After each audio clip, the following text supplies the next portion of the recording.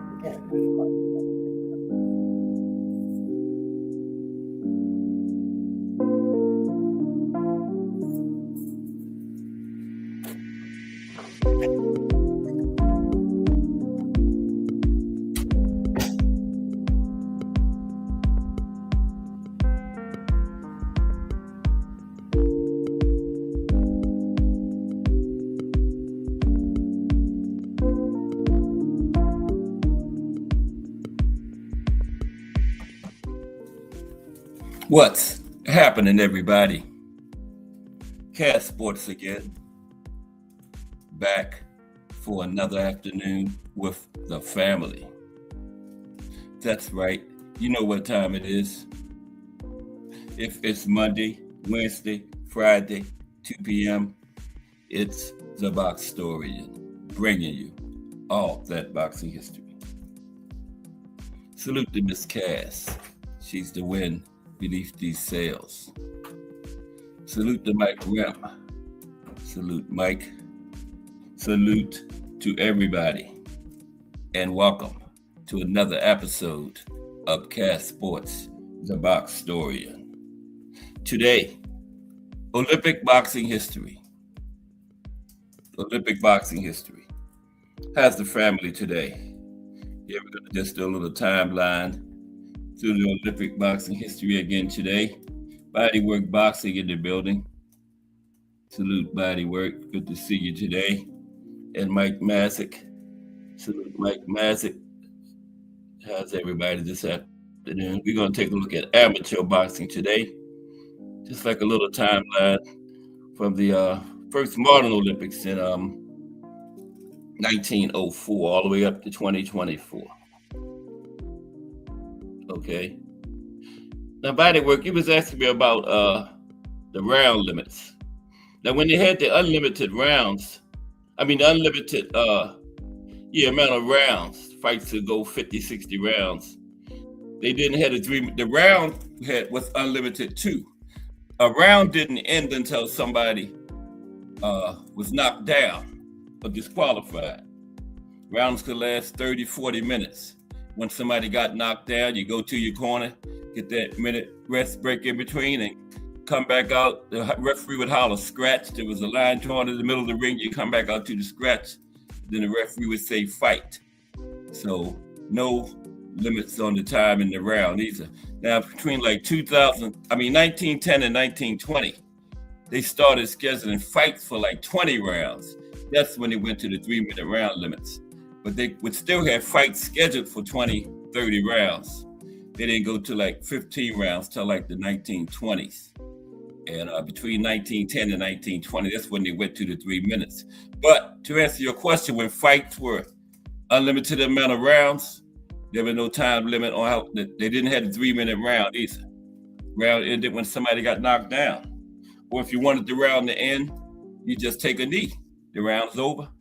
You go to your corner for that minute rest period. The referee would holler scratch, then you come back out and start all over again and fight until somebody knocked down. And a fight wouldn't end until somebody was knocked out, or both fighters just came to the agreement after so many rounds that was it. Then it would be a draw. But yeah, that's when the fight ended, when somebody was knocked out or both fighters just agreed it was over. But the longest fight I heard of was 110 rounds. Yeah, they started fighting Thursday evening, and the fight didn't end until Friday morning. And then guess what? It ended in a draw. 110 rounds, still nothing settled. It ended in a draw. Yeah, but yeah, that's how it was back then. No limit on the amount of rounds in a fight, and no time limit on how long the round could last. Yep. And again, when they went to the 3-minute rounds, they still had 20, 30 round fights. But then they finally settled on the 3 minutes with a minute in between. Okay, I hope that answers your question for you. I didn't see it the other day. I saw it after the live. But today, yeah, we're going to talk about amateur boxing today. And we got the fight of the day is really quite a story. So let's get into that.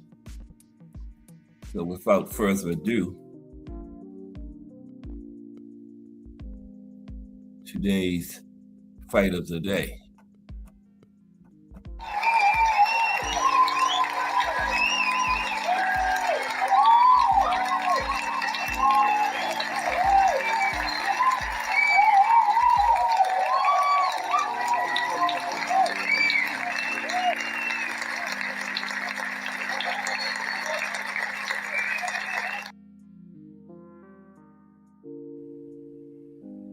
Okay. Today's fight of the day is Jackie Fields versus Joseph Salas, July 20th, 1924. Best friends battle for the gold.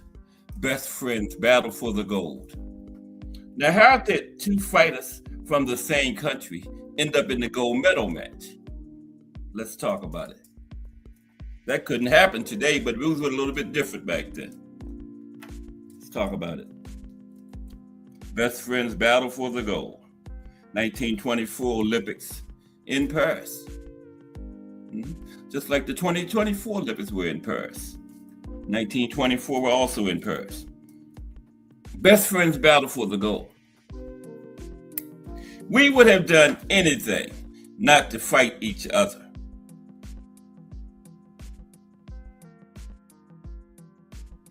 Two best friends sunk into each other's arms, weeping in the locker room, moments before the biggest fight of their lives. Though the teenagers had each beaten 4 grown men in 5 days to reach the Olympic final, both understood their next opponent in the tournament would be the toughest yet. But their tears were not from nerves or fear. Instead, it was regret and the instinctive understanding that nothing would ever be the same between them. With the gold medal on the line, the two boys were minutes away from fighting each other. Now, today's Olympics, the minimum age for a boxer to qualify for an Olympic competition is 19. And each country is allowed to enter only one boxer in each weight category. But in 1924, There was no age limit, no minimum age, and each country could enter 2 fighters in the same weight class. And so it was the 2 adolescent American pals, 16-year-old Jackie Fields and 18-year-old Joe Salas, came to face each other in the featherweight final in the 1924 Paris Olympics. Okay, that's Joe Salas, one of the 2 buddies that had to face off against each other. Joe Salas. Now, the fighters had met each other in 1921 at the renowned Los Angeles Athletic Club, a haven for Jewish and Mexican Americans who were barred from living in certain neighborhoods in Los Angeles at the time. But in a cruel irony, the Los Angeles Athletic Club excluded Black people from becoming members. They were getting discriminated against, but then they turned around and discriminated against the Black people. Crazy. But anyway, the club's head coach was George Blake, an ex-boxer who had trained aspiring fighters for over 15 years. Regarded as an honest man and an excellent teacher, Blake was a boxing instructor at Camp Kearney during World War I and a well-respected referee in the pro game. He taught the science of the sport, focusing on proper technique, and both Fields and Salas, who became fast friends, thrived under Blake's tutelage. Fields was a tiny flyweight when he began to learn from Blake at the age of 13. When he became good enough to represent the club in amateur tournaments, the slick boxer fought as a bantamweight. Meanwhile, the power-punching Salas was the club's premier featherweight. Emerging as the best boxing club in America, the Los Angeles Athletic Club sent 7 boxers to the 1924 National Championships in Boston, Massachusetts, which also served as the U.S. Olympic trials. 4 would make this trip to Paris. 3 would medal, okay? 4 went to the Olympics. 3 out of the 4 won medals. And there's the other friend, Jackie Fields, Mexican-American fighter, okay? So, by the time of the May Olympic trials, young Fields could no longer make the bantamweight limit, so he entered as a featherweight on the opposite side of the bracket of his friend. Now, while Salas won the national championship, Fields was bounced in the semifinals because of a combination of a broken hand and Harry Wallach's southpaw stance. I never fought a southpaw before, Fields recalled. With the loss, Fields' hopes of Olympic glory appeared to be dashed. But there were powerful men watching in Boston. American Olympic Committee President Avery Brundage, President of the American Athletic Union, W.C. Frost, and Spike Webb, head coach of the U.S. Olympic boxing team, both took a favorable view of Fields and gave him the chance to make the team as an alternate. In June, the USS America carried the U.S. Olympic team across the Atlantic Ocean to Paris with 4 featherweights aboard. Coach Webb could only enter 2 of them in the Olympic tournament and named 1 an alternate. So Fields sparred Patsy Ruffalo on the boat. Unknown to each other, they let us work out to see who would eliminate the other alternate, Fields remembered. So I must have eliminated him. Because of internal injuries, Ruffalo would be rushed off the boat to the hospital when it docked in Cherbourg, France. A middleweight alternate from the Los Angeles Athletic Club named Ad Allegrini forfeited his chance to participate in the Olympics when he heroically donated blood to the wounded Ruffalo. That's a picture of the team right there. 1924 United States Olympic team. Right there. Now, once in Paris, Fields learned that he would face Wallach again, this time in a box-off for the right to represent the U.S. in the Olympics. When the New York had put up the guard in a southpaw stance in the trials, Fields was so confused He told Wallet, hey, turn around. You're fighting wrong. In Paris, the slightly more experienced Salas set out to teach his friend how to fight a southpaw. Fields later said, I must have looked better than Wallet, so they picked Joe Salas and me to represent the featherweights.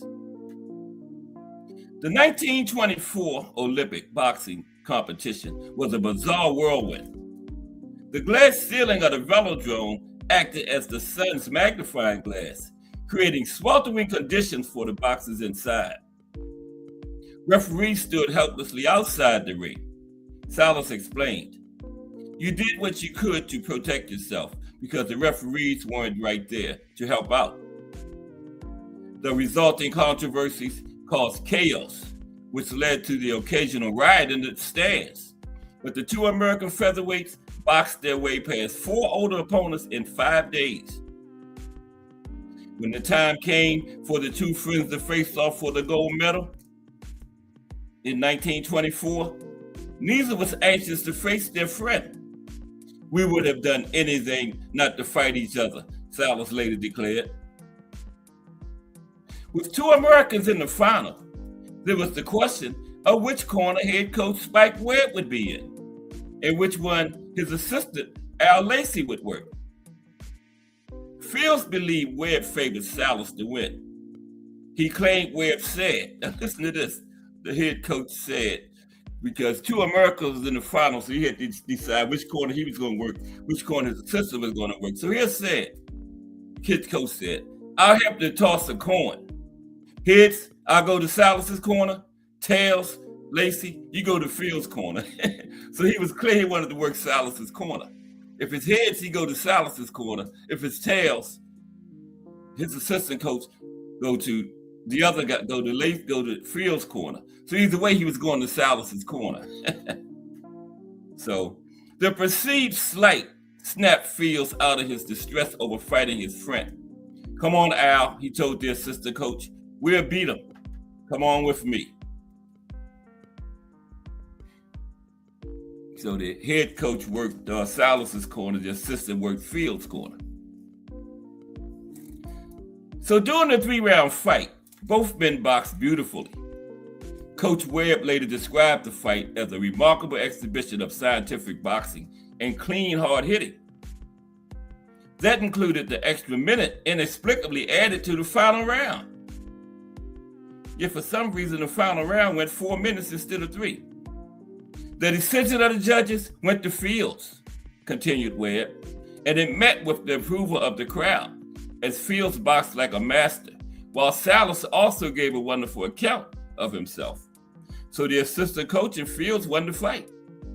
After the fight, Fields was allegedly in distraught at beating his friend.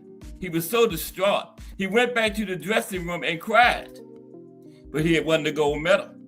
The 16-year-old became the youngest boxer ever to win an Olympic gold medal, a record that not only still stands, but one that will never be broken, because he got the minimum age limit now of 19.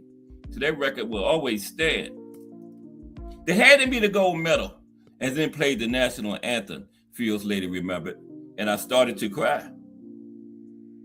No American featherweight would win an Olympic gold medal again until Meldrick Taylor did so 60 years later in 1984. And Taylor is the only American 126-pounder to win gold since Fields in 1924.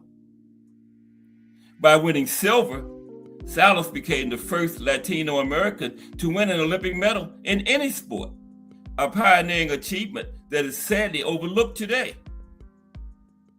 While he felt he deserved gold, Salas claimed there were no hard feelings. History would prove otherwise. Ended up being hard feelings between them, okay? There's a shot of the gold medal. Paris 2024. So Salas returned to Los Angeles a couple of weeks ahead of Fields.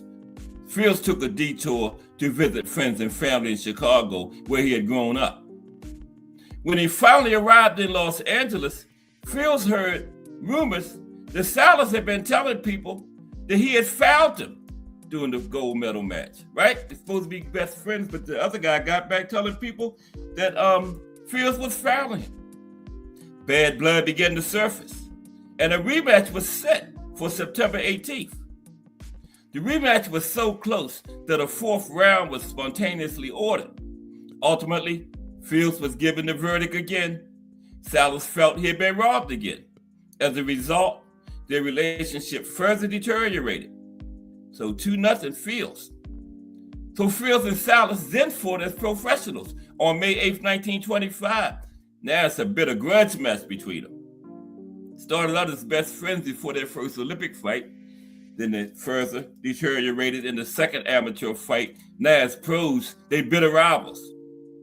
George Blake, he was the coach at the athletic club they came from. Blake decided to manage Salas's corner, believing Fields too young to turn pro, which only added to the bitterness between the two boys. Fields held a pro record of 2-0, while Salas's record was 3-0. In the fight, Fields outboxed Salas over 10 rounds to win the decision. So Fields won all 3 fights. And after that fight, they never spoke to one another ever again. 62 years later, Olympic gold medalist Jackie Fields passed away. Just 8 days later, his former best friend Joe Salas followed.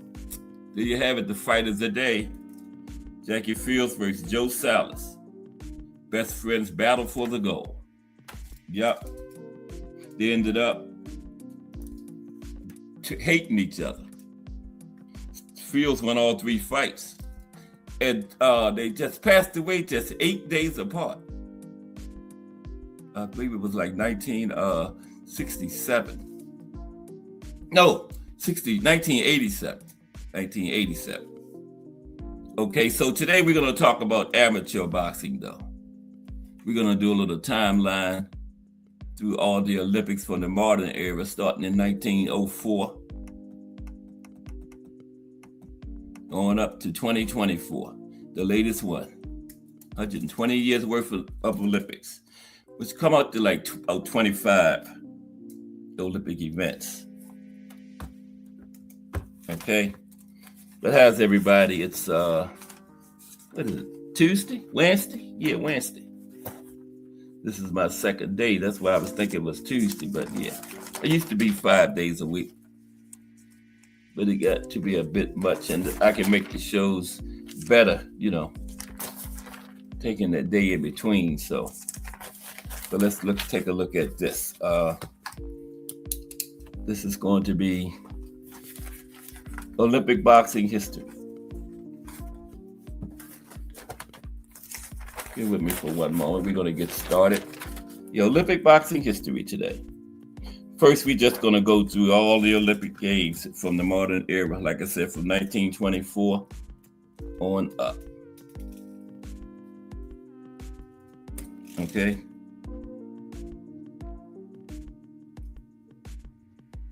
Get that going for us. Here we go. Last one was Paris 2024. And we're going to talk about world boxing too, because there was going to be a chance that boxing was not going to be in the Olympics in 2028. They had to find a new governing body because the International Olympic Committee governs the Olympics, but each sport has their own governing body. And the IOC broke with the last one before 2024. Now, the IOC governed boxing itself in 2024, but they said they weren't going to do it in 2028. They didn't get another governing body by 2025.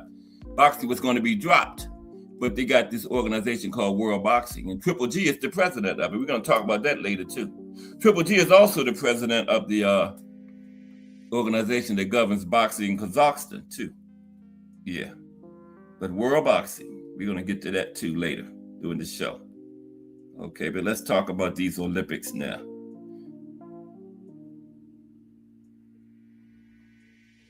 Okay, here we go. Now, besides being one of the world's oldest sports and a staple of the ancient Olympic Games back in 680 BC in Athens, boxing also has produced a plethora of iconic moments at the modern Olympic Games. Okay. Now, Three boxers have won 3 Olympic gold medals. Hungary's Laszlo Papp, 1948, 52 and 56. Cuba's Teofilo Stevenson, 1972, 76 and 80. And Cuba's Felix Savon, 1992, 96, 2000. And they all are from communist countries that wasn't allowing their fighters to go to the Olympics for the longest time. I mean, go to the pros. They would have had to defect, but they wasn't willing to defect, so they just kept going to the Olympics, right? Now, boxing was one of the sports contested at the ancient Olympic Games in Greece. It first appeared on the modern Olympic program in 1904 at the 3rd edition of the Games. It has been contested at every Olympics since then, with the exception of 1912. The 1912 Games were held in Stockholm, and a Swedish law at the time banned the sport. Also in 1916 was no boxing, with no Olympics at all because of World War I. And then I think 1944 there were no Olympics because of World War II. But we're going to get to that. So let's take a look at starting with 1904. Every Olympic Games of the modern era. 1904 all the way up to 2024, Paris. Okay, the first one of the first Olympics of the modern era was St. Louis, 1904. Okay, now, the Sweet Science made its Olympic debut on the shores of the Mississippi, but there were not very many competitors and no foreign athletes participated. As a result, Americans won all 7 possible gold medals and all other medals. That's Oliver Kirk on the screen there. Oliver Kirk, victorious in the bantamweight and featherweight divisions, is the only boxer in Olympic history to win 2 titles at a single games in 2 different weight classes. Oliver Kirk, he won gold at featherweight and bantamweight. Only one ever to win gold in 2 different weight classes at a single Olympics. Okay. Then it was in 1908, it was in London. This guy's named Reginald Snowy Baker. Oh, it ain't.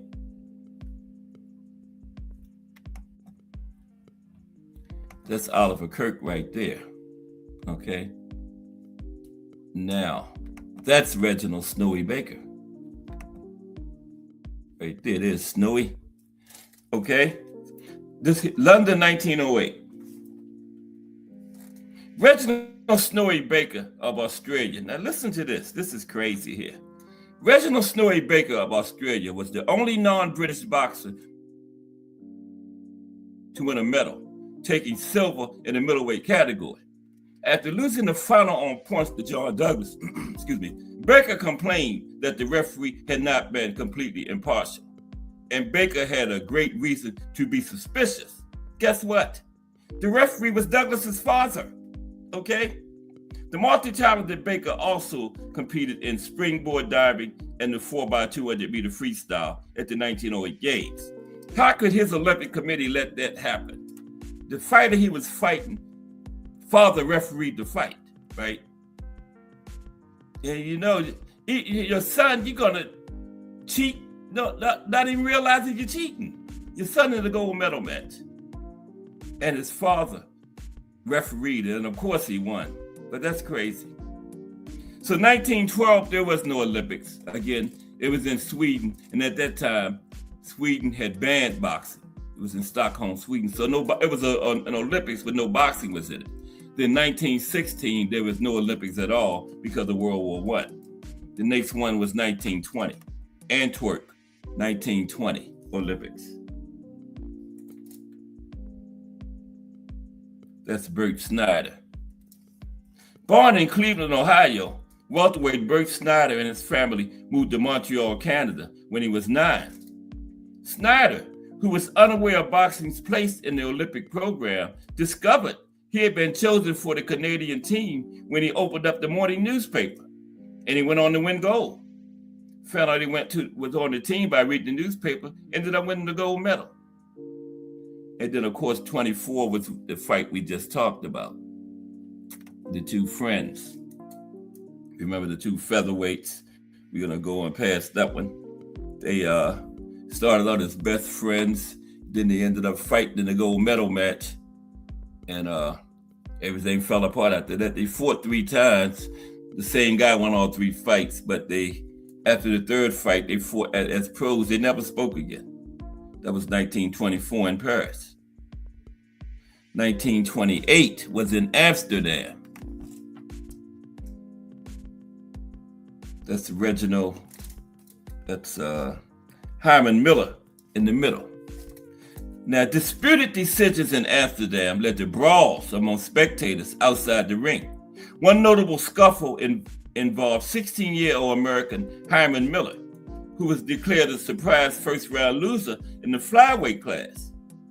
An outraged U.S. boxing team sought to withdraw all of its competitors, but Major General Douglas MacArthur, then president of the U.S. Olympic Committee, wouldn't allow it, insisting Americans never quit. Yet the team, they was cheating them so bad, they didn't want to fight anymore, but MacArthur stepped in there, Americans never quit. So he forced them to keep competing and keep getting cheated, I guess. Los Angeles, 1932. American Edward Flynn took one of 2 United States golds, his coming in the welterweight division. Following the Olympics, Flynn turned pro with the goal of raising enough money to finance his way through dental school. Eventually setting up a practice in Tampa, Florida, Flynn remarked on his days as a boxer, "I got kind of sick of putting on gloves and hitting some fellow in the face when I've got nothing against him." Okay. 1936 was the Hitler Olympics. Remember Berlin. 1936, the Olympics were in Berlin, Germany. South African lightweight Thomas Hamilton Brown. Now listen to this. This is crazy.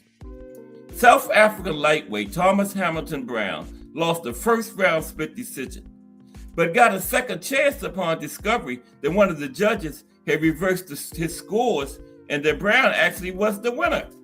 Now, shouldn't they have just gave him the gave him the win? But instead, after he lost to take the edge off his initial disappointment, Brown went on an eating binge.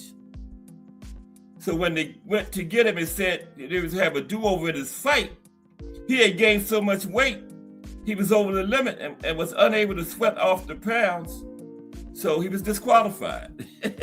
Now, he originally won the fight, so why did they have to have a do-over? The judge admitted he had cheated, and then he was so disappointed at losing, he went out and started eating him, couldn't make the weight when they called him to do the do-over and got disqualified. That's crazy. So 1940, 44, no Olympics, neither year because of World War II. Okay? Neither year had Olympics, 40 or 44. 1948 was the next one, back in London. 1948. Powerful southpaw Laszlo Papp made his Olympic debut and won the first of 3 successive Olympic titles. The Hungarian took home the middleweight crown in 1948 and earned light middleweight gold medals in 1952 and 1956, becoming the first man to win 3 Olympic boxing titles. The feat was later equaled by Cubans Teofilo Stevenson and Felix Savon.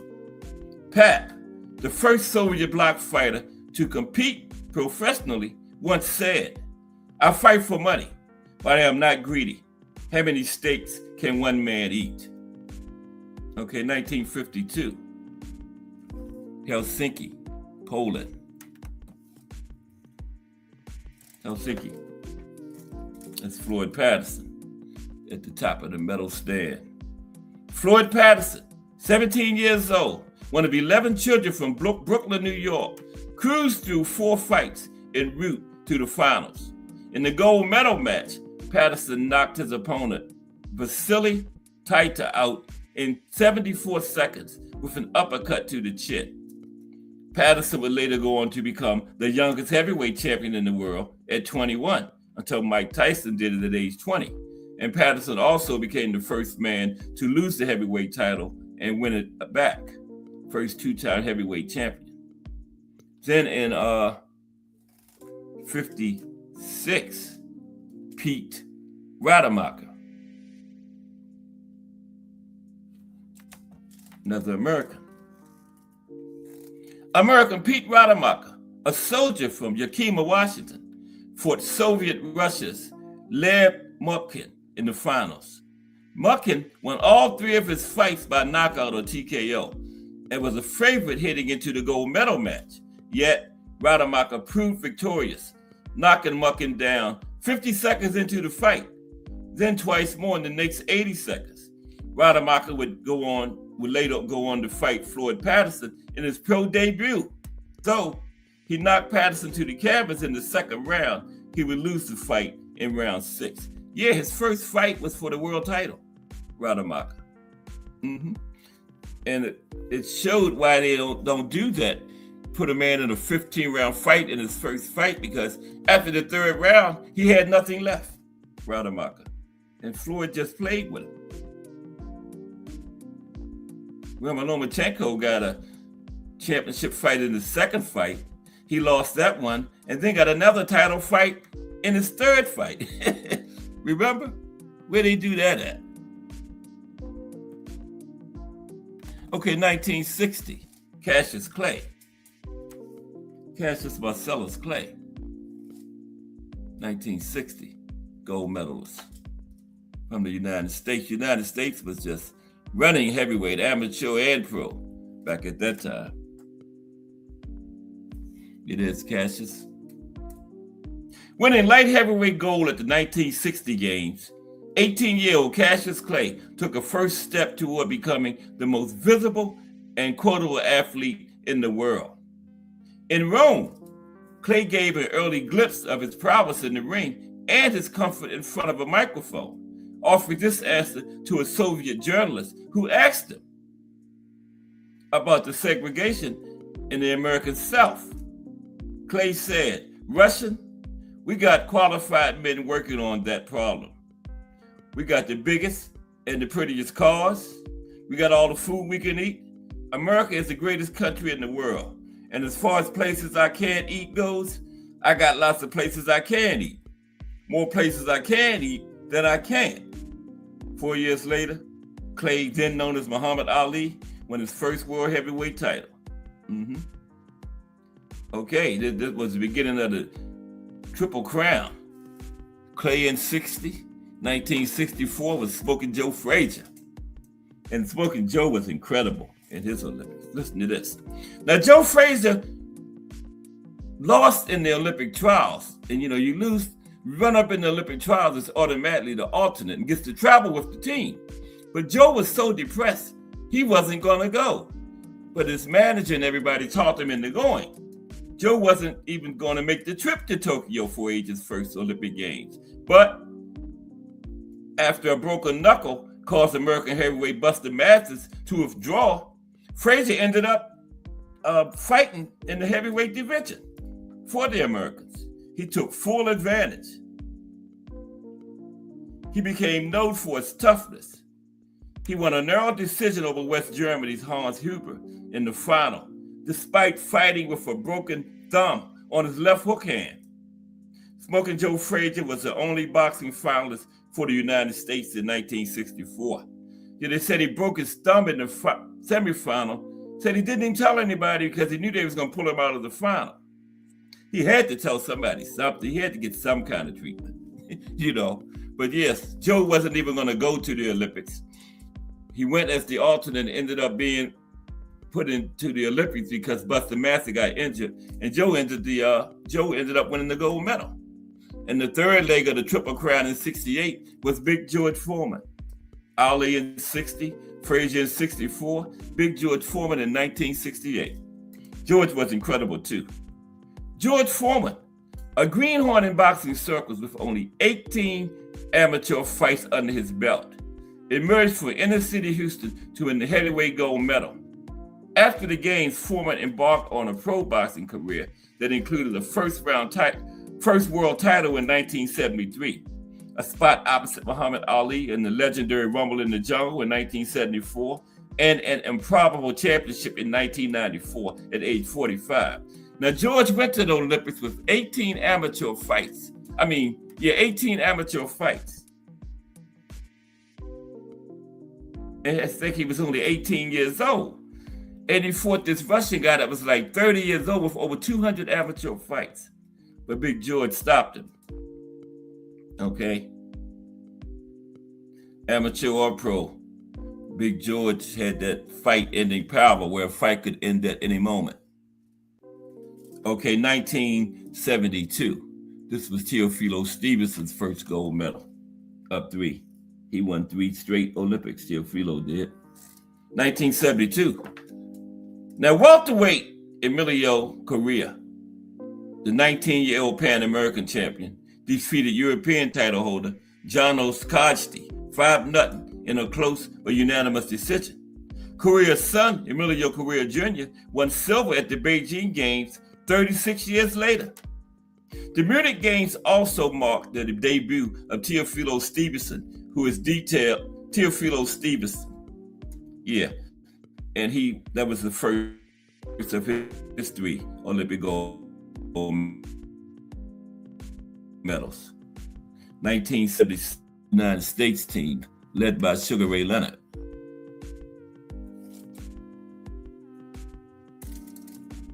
Montreal, 1976. 72 was in Munich.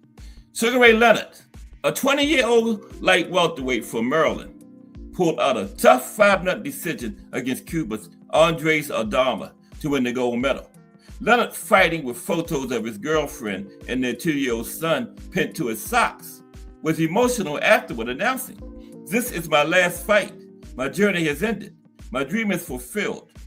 Leonard changed his mind a few months later, turning pro and going on to win the welterweight world title in 1979. Leonard was named Fighter of the Decade for the 1980s when he held titles in the welterweight, middleweight, super middleweight, and light heavyweight divisions. And he changed his mind because he had this son with his girlfriend, Juanita, and she had taken him downtown for child support, didn't even tell him. And she was right there at the Olympics with him, never mentioned it. And when he got back, he had all kinds of negative press for that. Having the son out of wedlock and all of it, had taken downtown for child support. And the sponsors ran away from him. He didn't get any endorsements right away. So he had to and his mother and father were both sick, couldn't work. So he had to change his mind and turn pro.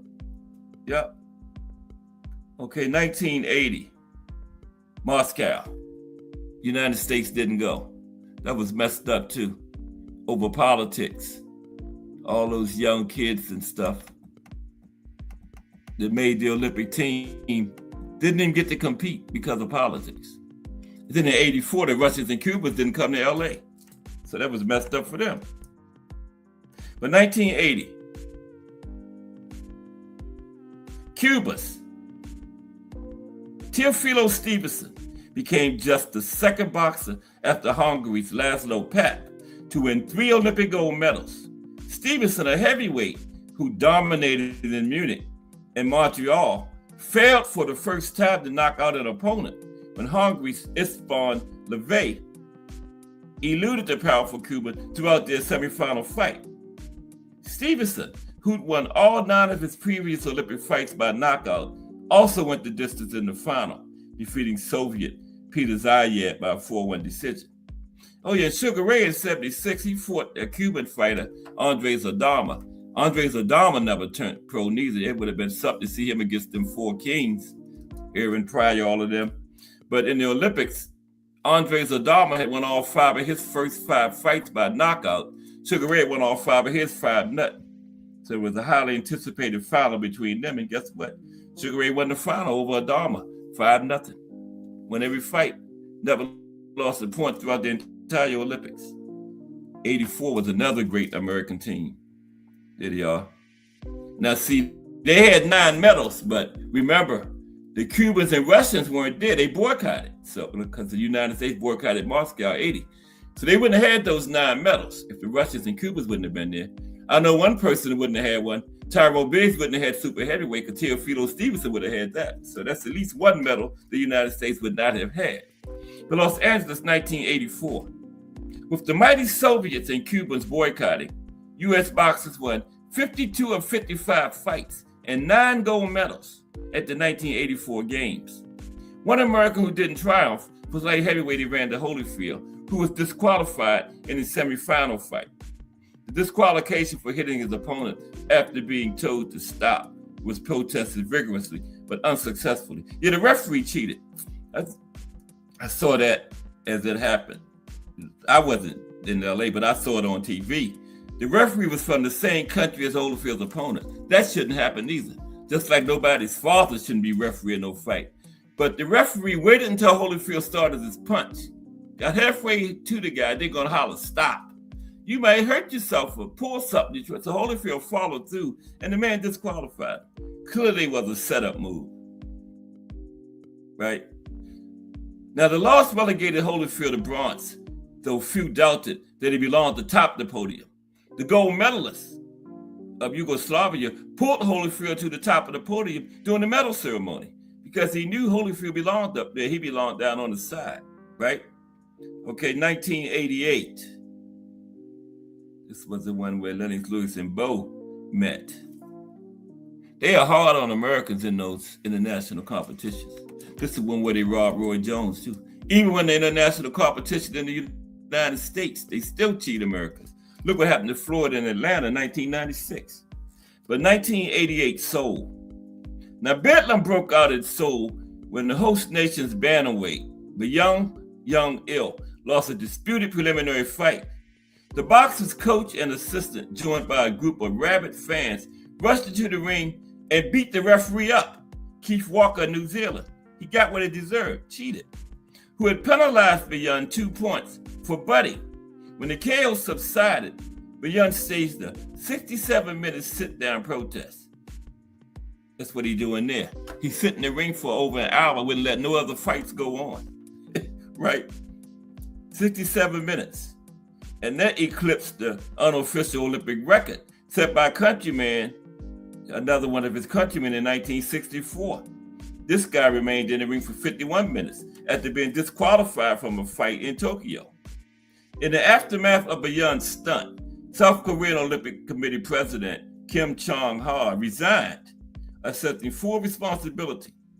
Beyond went on to fight professionally and in 1993 won the WBC championship, bantamweight title.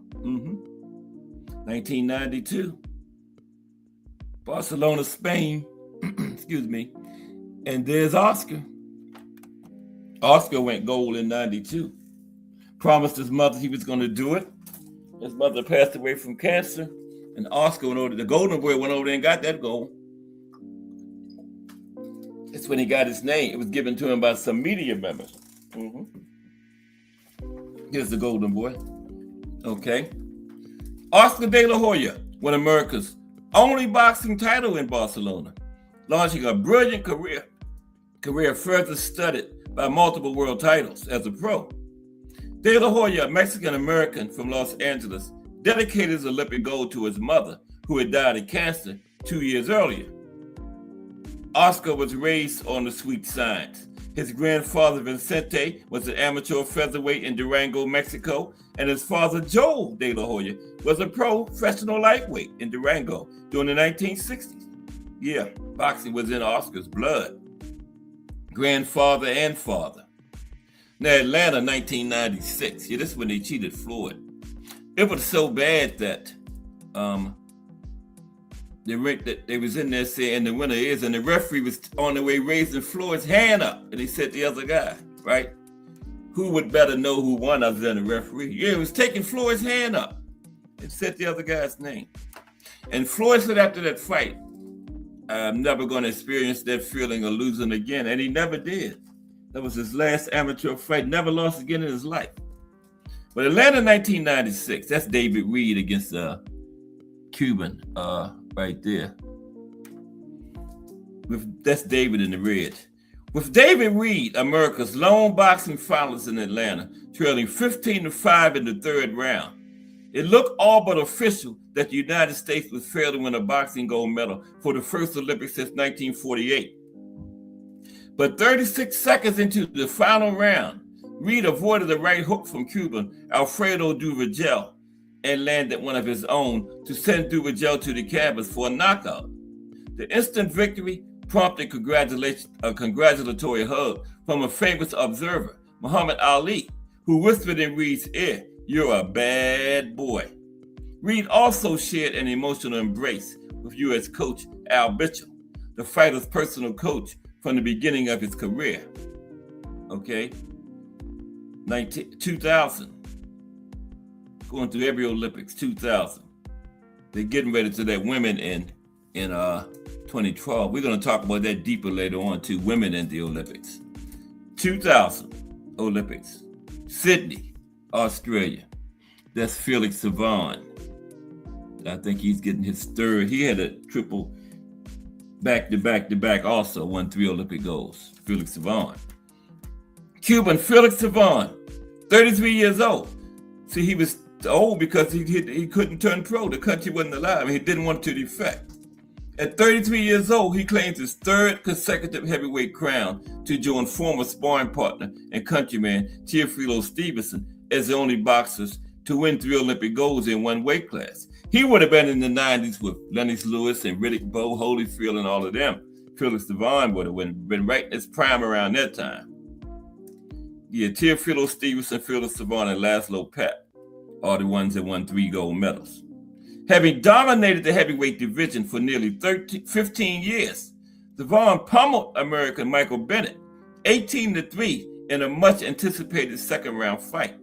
He later overcame a cut on his left eye in the final to cement his Olympic immortality.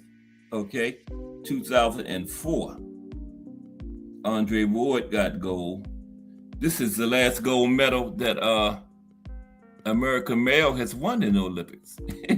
Right here, 2004, 22 years ago. SOG. Another man has not won a gold medal since. I think the only woman has been Clarissa Shields. Athens, 2004. After being shut out of the gold medal hunt in Sydney in the previous Olympics, there were no major expectations of U.S. boxing entering these games. But light heavyweight Andre Ward provided a golden moment. The 20-year-old from Oakland, California, who vowed beforehand, no silver, no bronze, stunned 6'6" Russian world champion Yevgeny Makarenko in the quarterfinals. Ward, who like Makarenko had not lost a fight in 5 years, confused his burly opponent by switching from southpaw to orthodox.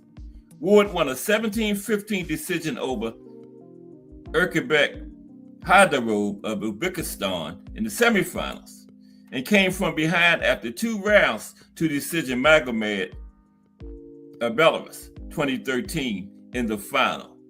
Okay, 2008. This was the last Olympics without the women right here, 2008. They came in 2012. 2008. Okay, let me check the chat. I don't want to miss any comments or anything. Okay. Oh, Arnie Boxing in the building. Salute, Arnie. We're going over some Olympics. Bear with me for a minute. My big thumb done hit the display and I didn't erase my whole story. Take me like 30 seconds to get it back. It's Arnie's fault. All your fault, Arnie Boxing. Okay, where were we? 2008, right? Here we go. 2008. That's Roshi Warren. In keeping with tradition, boxing at the Beijing, this is in Beijing, China. In keeping with tradition, boxing at the Beijing Games was riddled with controversy. Flyweight Roshi Warren of the United States, competing in his second Olympic Games, entered as a favorite to take the division. In his first fight, Warren, thinking he was well ahead on points, spent the majority of the final round avoiding contact. That's why you got to finish. You only fight in 3 rounds. The judges disagreed and the fight went to Korean Lee Ok-sun. Chinese light heavyweight Zhang Xiaoping took home gold after 11-7 win in the final match over Poland's Kenneth Egan. Multiple points in Egan's favor failed to be recorded, resulting in the controversial ending. Okay, now 2012, first Olympics to let women in. They had women in 1904 as like a test case, but they didn't bring them back for 108 years until 2012. 2012. That's the first woman to ever win a medal in the Olympics. Her name is something Adams. I'll tell you in a minute. Okay, but it was 3 women that won gold. Her, Katie Taylor, and Clarissa Shields, but she won her gold medal first before Katie and Clarissa's fight. So she was the first woman to win an Olympic medal, period. Okay. In a milestone year for Olympic boxing, women's competitions were added to the program for the first time ever, allowing new stars to be born. Well, they were there in 1904, but they were there now regular. Among them was 17-year-old American Clarissa Shields, who won the women's middleweight division and became the youngest Olympic boxing champion since 1924. The one Fields, he was 16. Ireland's Katie Taylor earned gold in women's lightweight and was one of the most popular fighters of the tournament, with a boisterous crowd cheering her on during every fight. Nicola Adams. Great Britain's Nicola Adams won the other women's division, flyweight, and was one of 3 British fighters overall to earn boxing gold on home soil. Great Britain's 3 gold medals led all countries. I think AJ got his gold in that one too. Yeah, but Nicola Adams, I forgot her name already.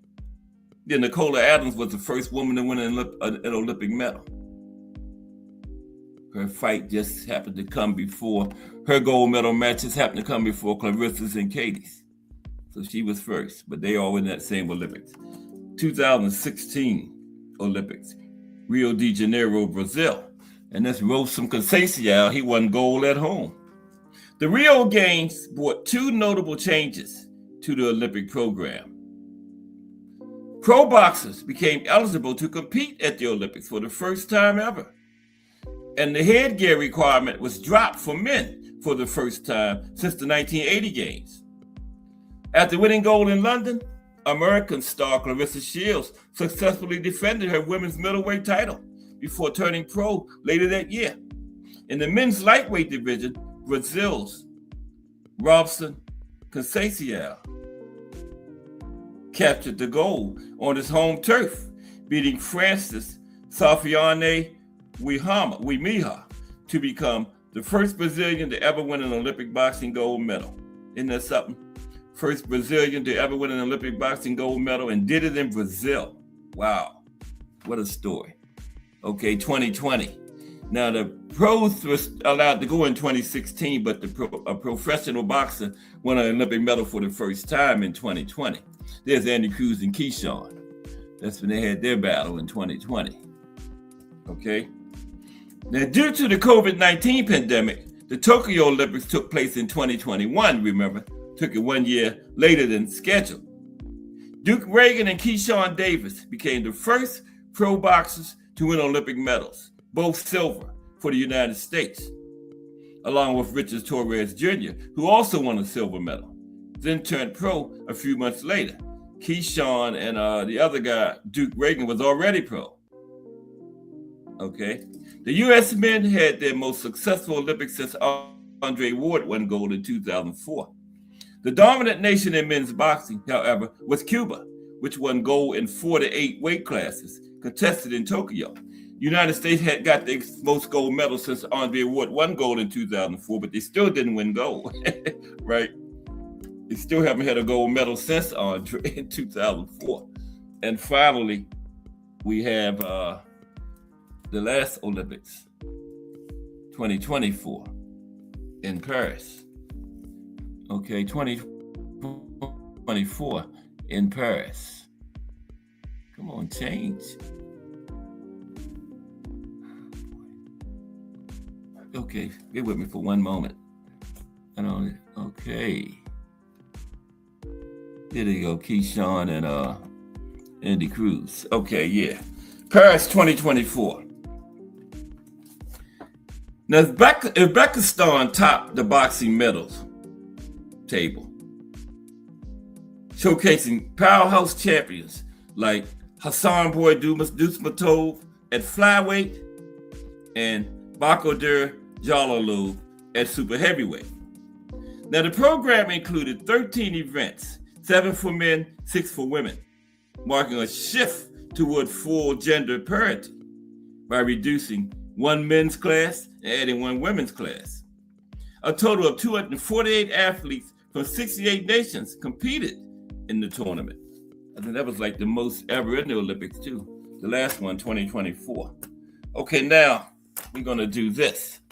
We're going to look at some of the top 10 fighters that won Olympic gold and became champions in the pro level. They're not the only ones that did it, but 10 of the top fighters that's won Olympic gold and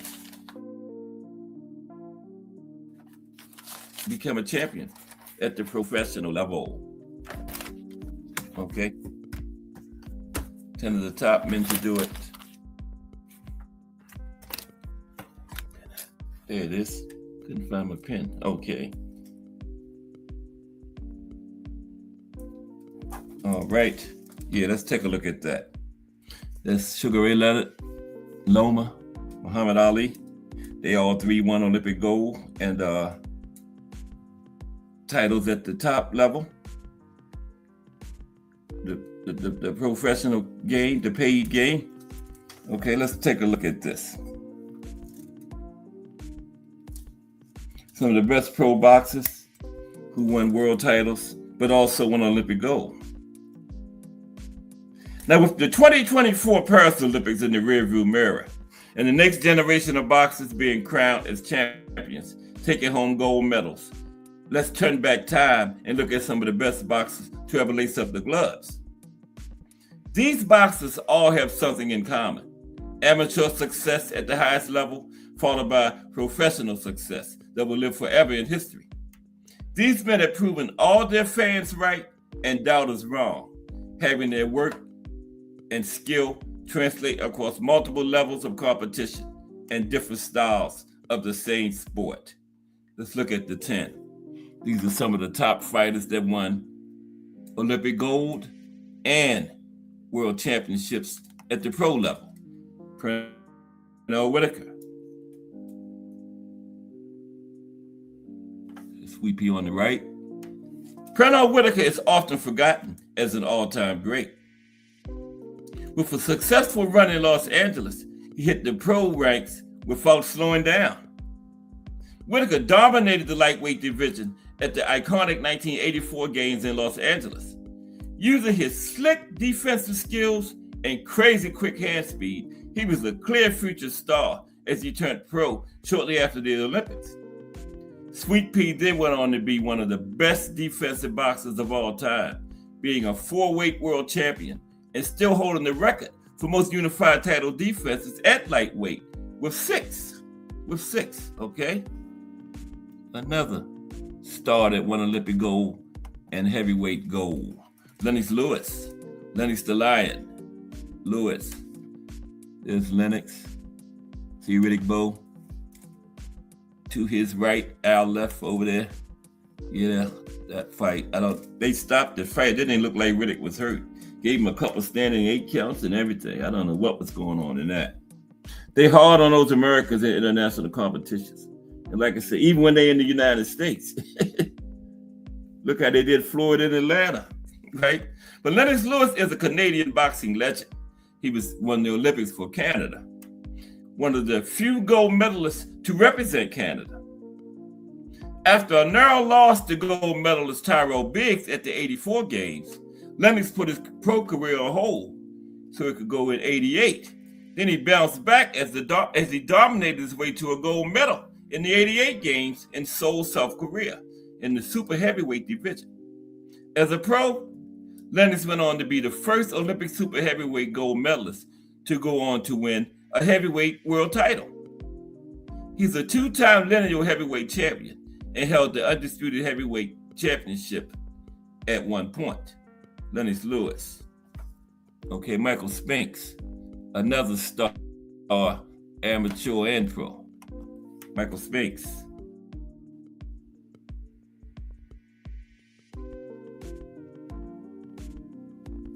There he is with the incomparable Don King. Big brother Leon right over Don King's right shoulder. Like Richard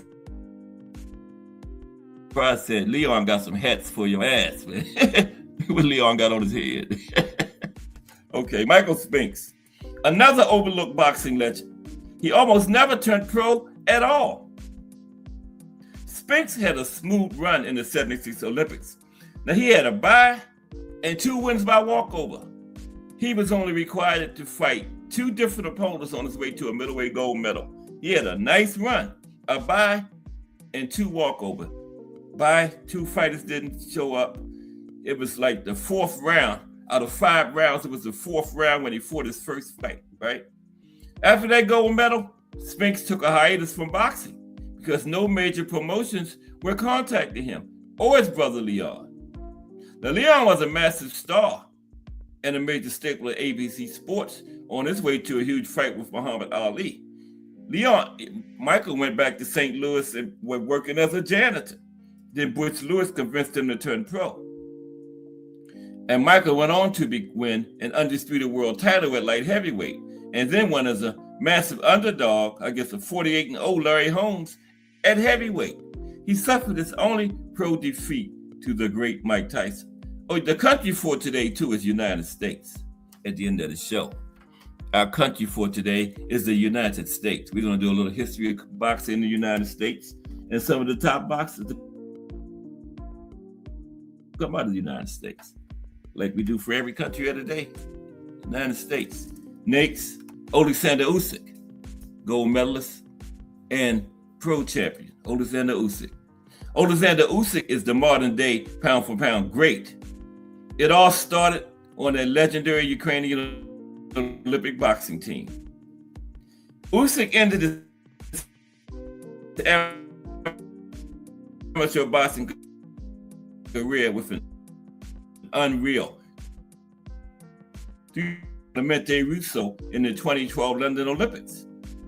As a pro, Usyk went on to be the undisputed cruiserweight champion, and in 2024, he became the first undisputed heavyweight champion since Lennox Lewis. His movement and fight IQ is second to none in the heavyweight division, making him the world's pound-for-pound best fighter. Alexander Usyk, he is still number 1, plus Bud is gone. Smoking Joe Frazier. Remember that back in the 60s, Ali in 60, Smoking Joe in 64, Big George in 68. And then all went on to fight each other at the pro level. Smoking Joe Frazier was Olympic champion before his pro immortality. From the top of the podium to the fight of the century.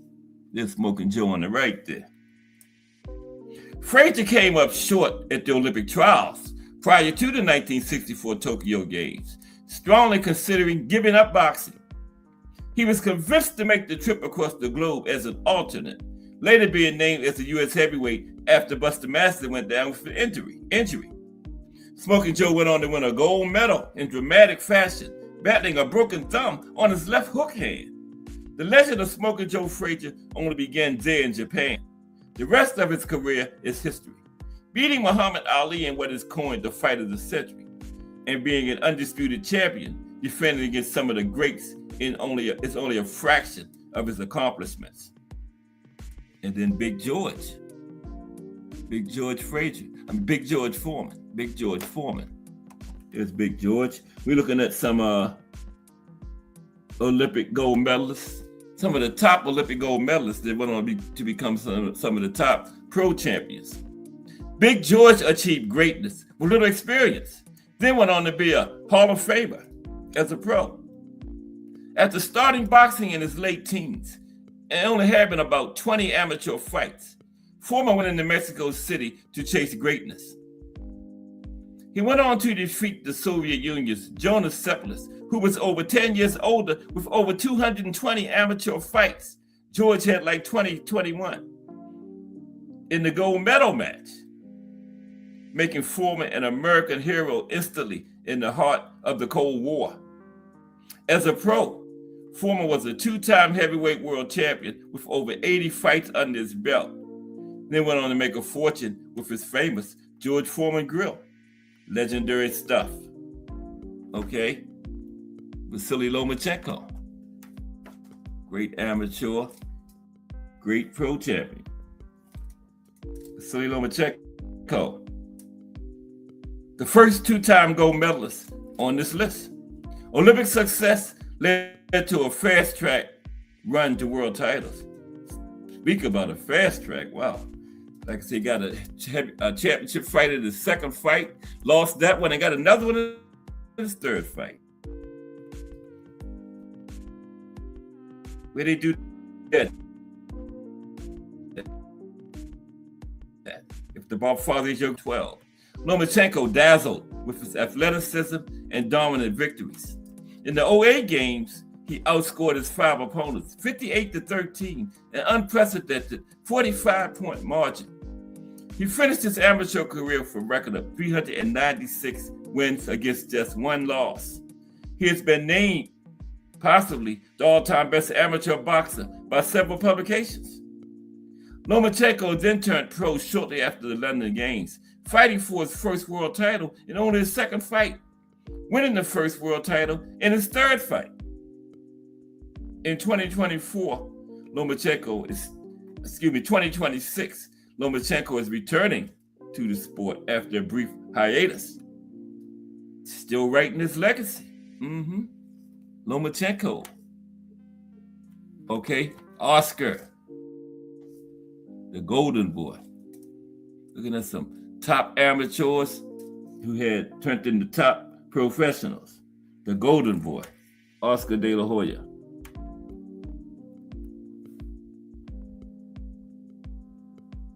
Oh my goodness, okay. There we go.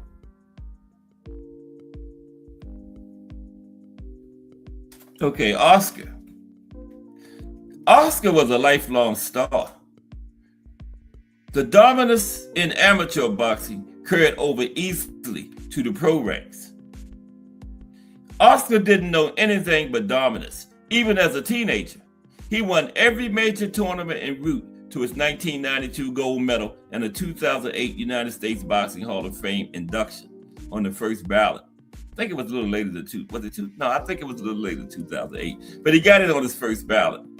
As a pro, Oscar became a superstar and the original pay-per-view star in the sport, generating over $700 million in pay-per-view income. He won an astonishing 11 world titles across 6 weight classes, including lineal titles in 3 weight classes. Okay, Oscar. Sugar Ray Leonard. Sugar Ray Leonard was the biggest lower weight star in boxing. The leader of the legendary 1976 U.S. boxing team. Howard Davis won the the Outland Trophy, they call it, for the outstanding boxer in the Olympics. Yeah, Howard Davis won that. Leonard was the leader of what many consider the best U.S. Olympic boxing team ever assembled, and won his gold medal with 6 straight 5-0 decisions. He famously announced, "I'm finished. I fought my last fight. Now I want to go to school." This is most likely because of the hard times he went through on an Olympic team.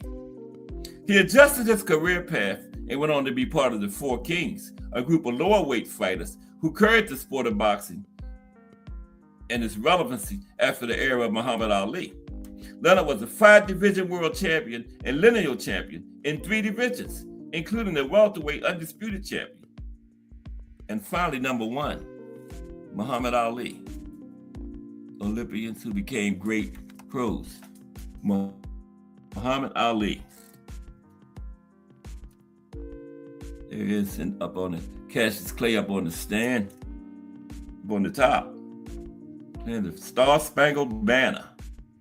Before becoming the world famous Muhammad Ali and changing the sport and world culture forever, he was Cassius Clay, an impressive teenage athlete in the boxing ring. He went on to win the 1960 games in dominant fashion, finishing his amateur career with a record of 100 wins and 5 losses. As a pro, everybody knows the impact that Ali had. Being nicknamed the greatest doesn't work for anybody else. He was a multiple-time unified heavyweight champion and was named Sportsman of the Century by Sports Illustrated in 1999. He changed his name to Ali the day after the first listing fight when he became champion. He already had planned it, but he announced it that next day. Okay, let's look at some the women in Olympic boxing history. They came in 2012, remember? A little about women in the Olympics now. Okay? Hope everybody's enjoying the show. How's everybody? This Hump Day Wednesday edition. Okay? We got Arnie Boxing and Body Work in here. Make sure you get subscribed up to them too. Great channels. I don't look at many channels, but those two are two of the ones I do follow. Moneyette's in the building. What's up, Moneyette? How are you today? Salute. Moneyette is a channel member. Appreciate you, Moneyette. We're looking at some Olympic stuff today, Moneyette. We get ready to look at the women. Now, they came into the Olympics in 2012. Let's talk about it.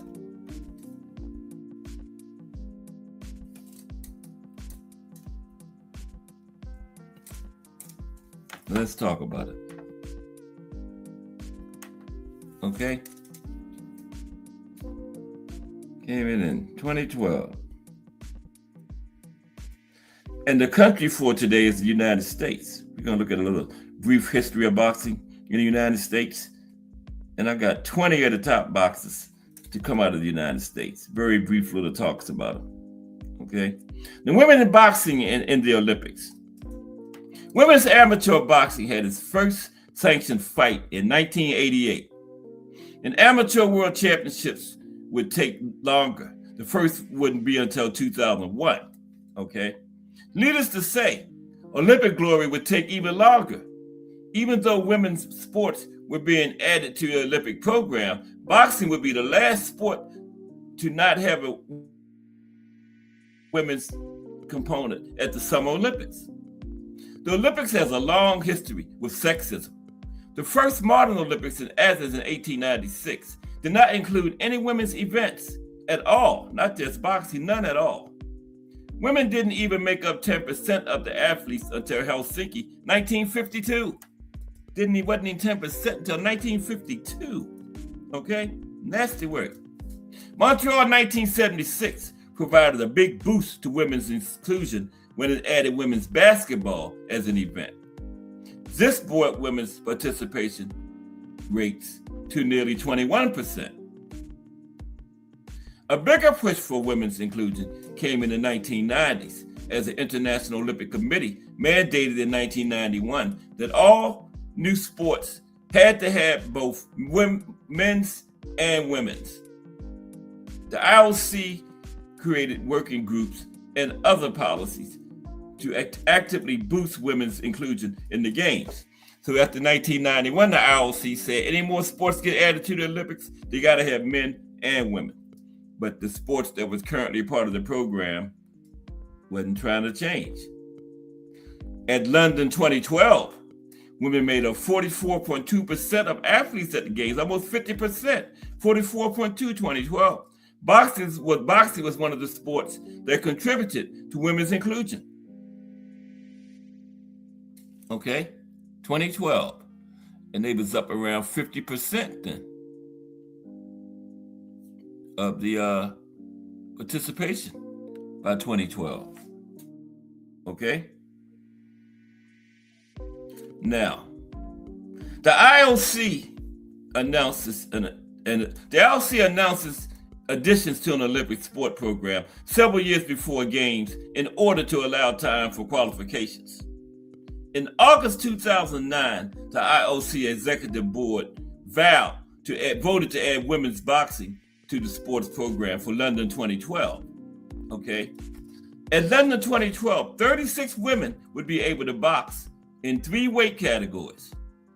To make the room for the women in the athletes quota, the men's program was adjusted, dropping from 11 weight classes to 10. Okay? Now, the initial reaction wasn't good. Initial reaction to the decision to add women's boxing to the Olympics.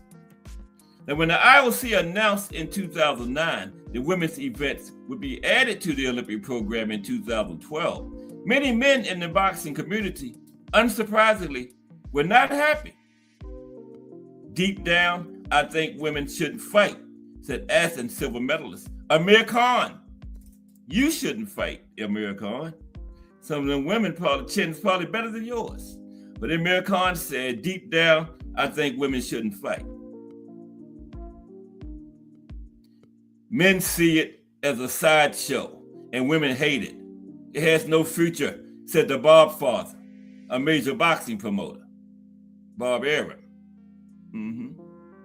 The head coach of Cuba's boxing team said, women were made for beauty and not to take blows around the head. Now, he had a point there. Nobody is meant to take blows around the head, men or women. But they let men do it, so you might as well let the women do it too. But he had a point.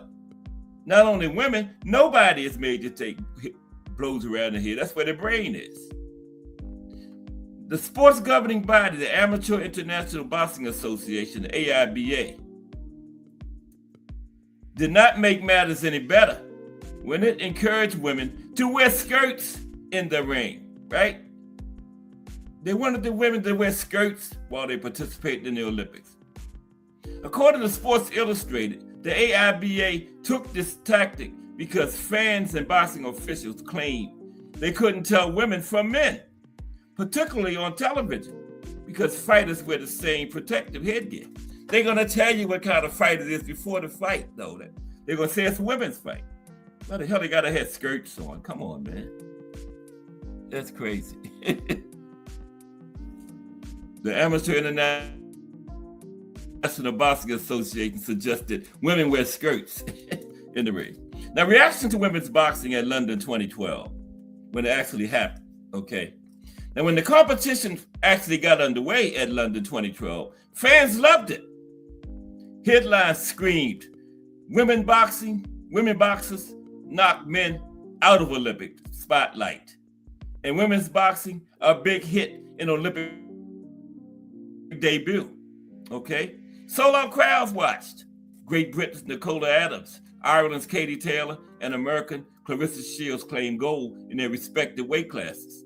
Boxing experts applauded their evenly matched fights and high level of boxing skill. Yeah, they saw that money coming in and how the fans liked it. All of a sudden, they did an about face. Now, all of a sudden, they love it. Then IOC Vice President described the tournament as very skillful and a wonderful show. The IOC President celebrated, saying, there was a lot of criticism of the level of women's boxing. We have been vindicated that it was a good decision, and it's only the beginning. Clarissa Shields was one of the bright spots in the dismal United States team. She was the only gold medal. If it hadn't been for Clarissa, the United States wouldn't have had no gold medals, okay? Typically one of the stronger countries in the sport, the United States only brought home 2 boxing medals that games. Both of them won by, guess what? Women.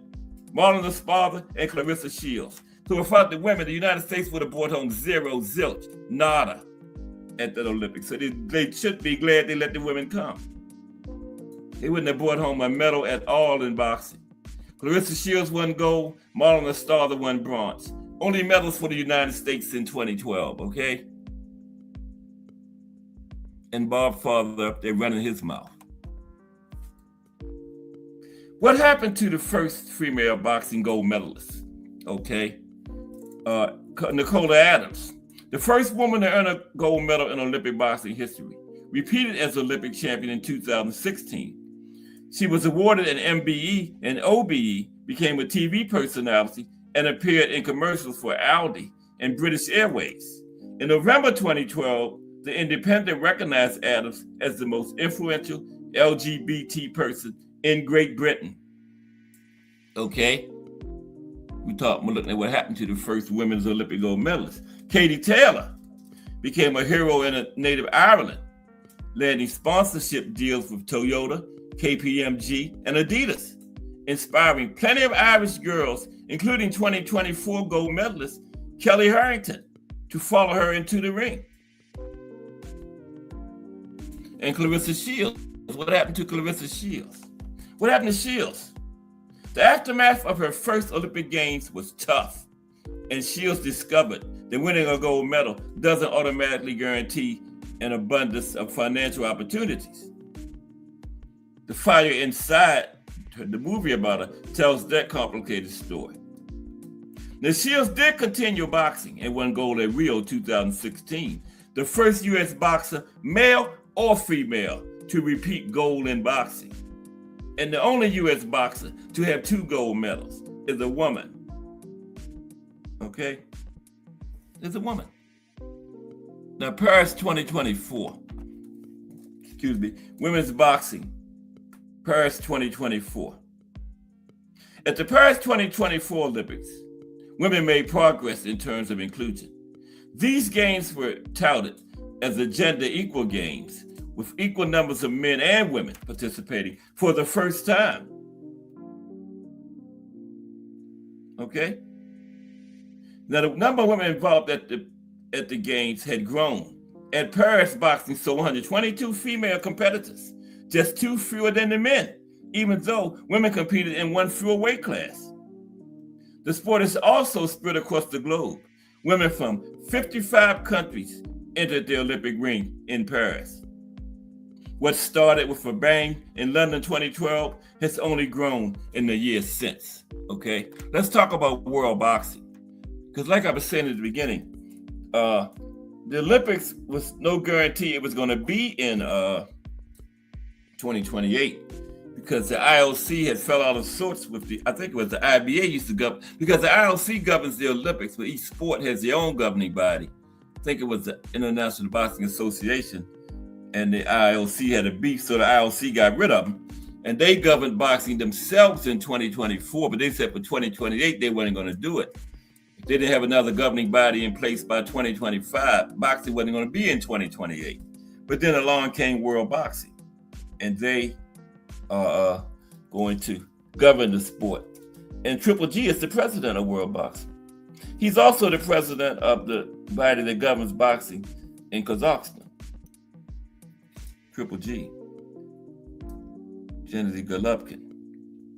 Okay, so we're briefly going to talk about world boxing. And then the country for today is the United States. But who is world boxing? Very little brief thing. They're going to be the body that they saved it boxing in the Olympics. Okay? That's who they are.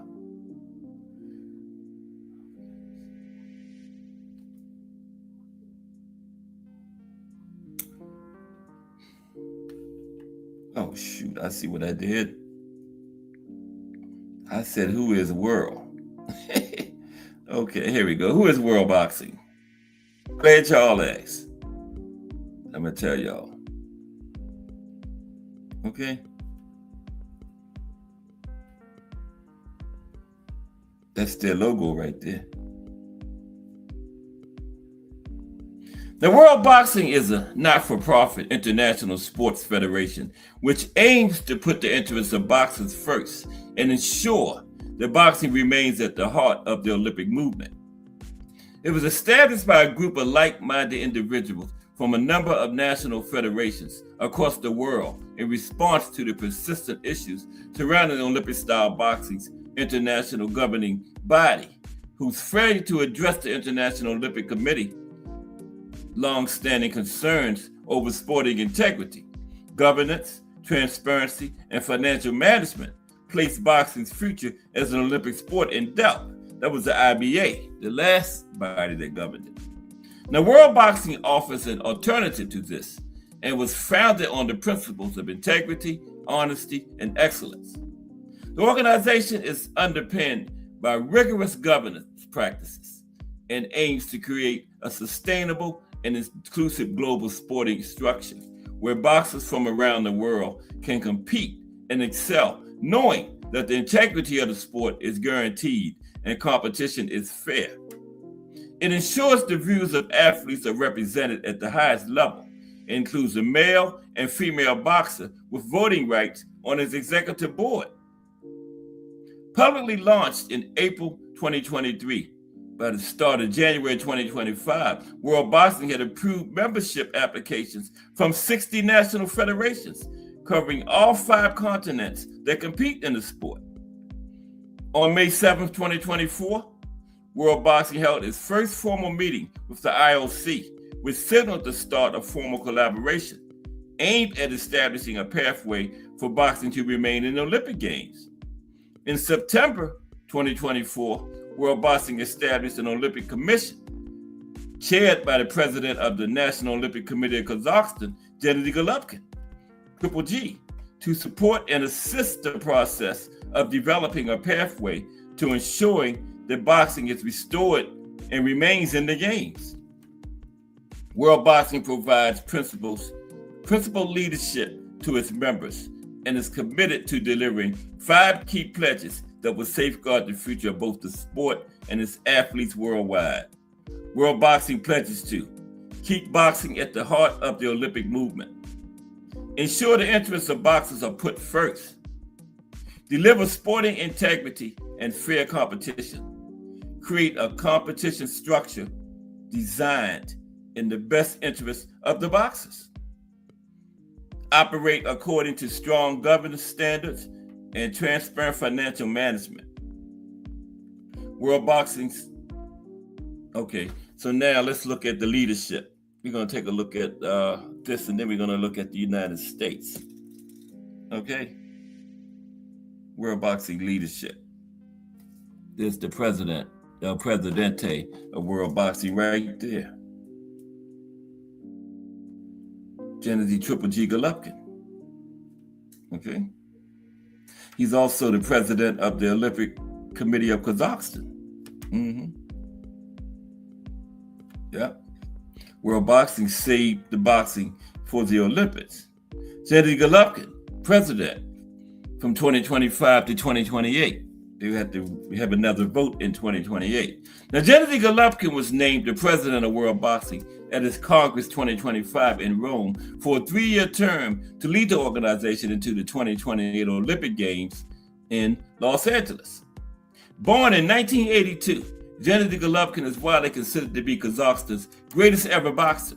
He won a silver medal at the Athens Olympics in 2004 before entering the pro ranks, where he won the middleweight world title twice in a career made up of 42 wins, 2 losses, and a draw. Only 2 losses came to Canelo, only draw came to Canelo. He has been the president of Kazakhstan's National Olympic Committee since 2024. Okay, so now boxing in the United States.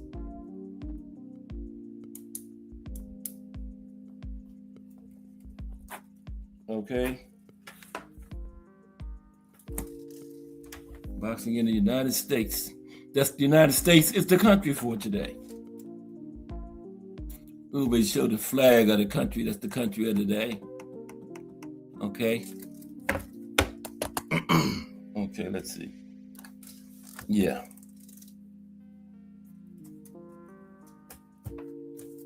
Oh, boy, I keep losing my pen.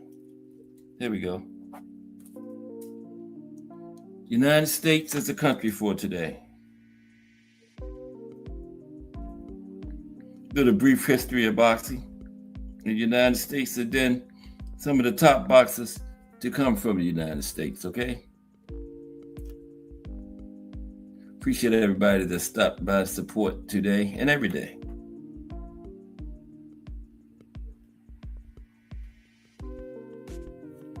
All right, got to be showing enough hardcore, showing enough hardcore boxing fans to come here.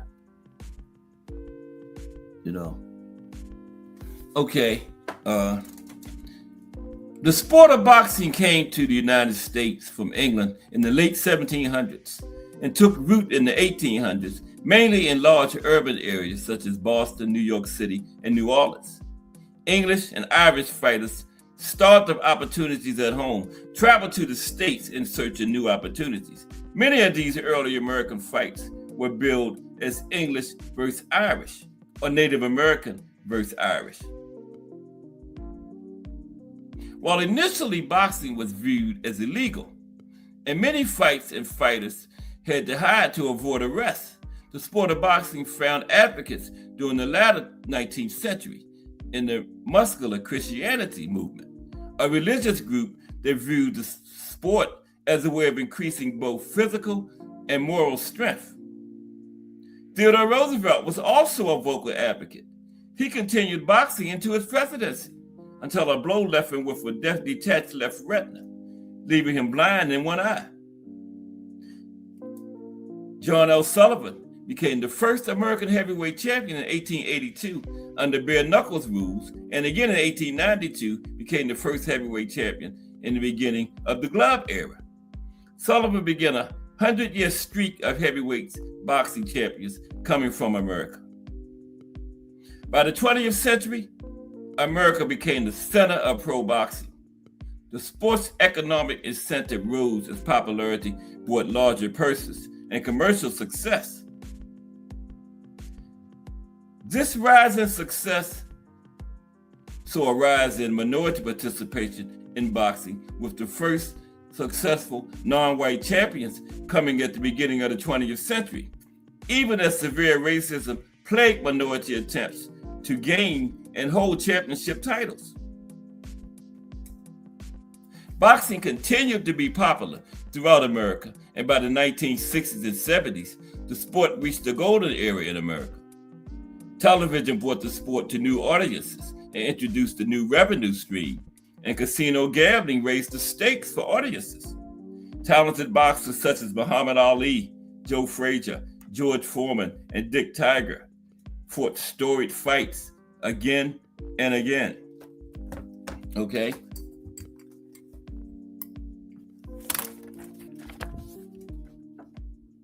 Muhammad Ali emerged after winning the 1960 Olympic gold medal in the light heavyweight division, then capturing the World Heavyweight Championship in 1964 after defeating Sonny Liston, going on to define the sport with his skill and activism.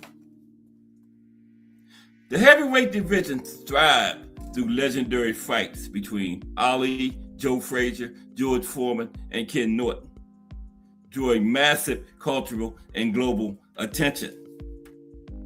Fights were regular fixtures on network television before shifting toward closed-circuit theater broadcasts and the beginning of mega purses. The 1980s featured lower weight stars like the Four Kings, Sugar Ray Leonard, Marvelous Bobby Hagler, Thomas the Hitman Hearns, and the Hands of Stone, Roberto Duran. These four legends were instrumental in maintaining massive public interest in the sport of boxing after the era of Muhammad Ali ended. Mike Tyson became the youngest heavyweight champion in boxing history at age 20 in 1986, displaying ferocious knockout prowess that dominated the mainstream media and also helped keep significant fan engagement in the sport. Premium cable networks and pay-per-view began to become the primary home for big fights, concentrating huge fortunes but reducing free public access. Stars like Oscar De La Hoya, Floyd Mayweather Jr., Manny Pacquiao, and Canelo Alvarez set financial and pay-per-view records through the 2000s and 2010s. The rise of MMA drew younger fans away from boxing, pushing the sport to adjust its promotional models. American boxing in the 2020s features a shift towards streaming platforms, historic undisputed champions, runs, and changing promotional models. Key highlights include Terrence Crawford's historic multi-division undisputed dominance, the rise of influencer and crossover boxing, and new broadcast partnerships across tech companies and digital networks. Okay, let's look at some of the top American boxers now. Okay. Like, when we do the countries, look at some of the top boxers from the country. Okay, here we go. Just a little brief talk about each fighter. Then we move on to the next. Sugar Ray Robinson. Excuse me for a minute. Okay, there we go. Sugar Ray Robinson. Widely considered the best pound for pound with a professional career record of 173 wins, 19 losses, 6 draws, over 198 total fights. Sugar Ray Robinson. Okay, the greatest. Muhammad Ali. Some of the top fighters to come out of the United States is our country for today.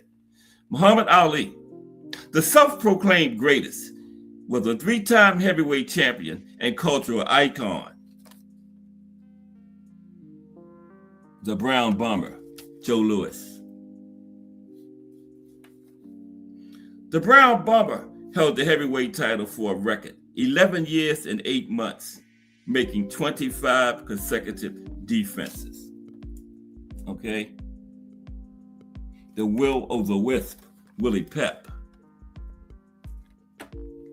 The Will o' the Wisp won the first 63 fights of his career and is widely thought to be the best defensive fighter of all time.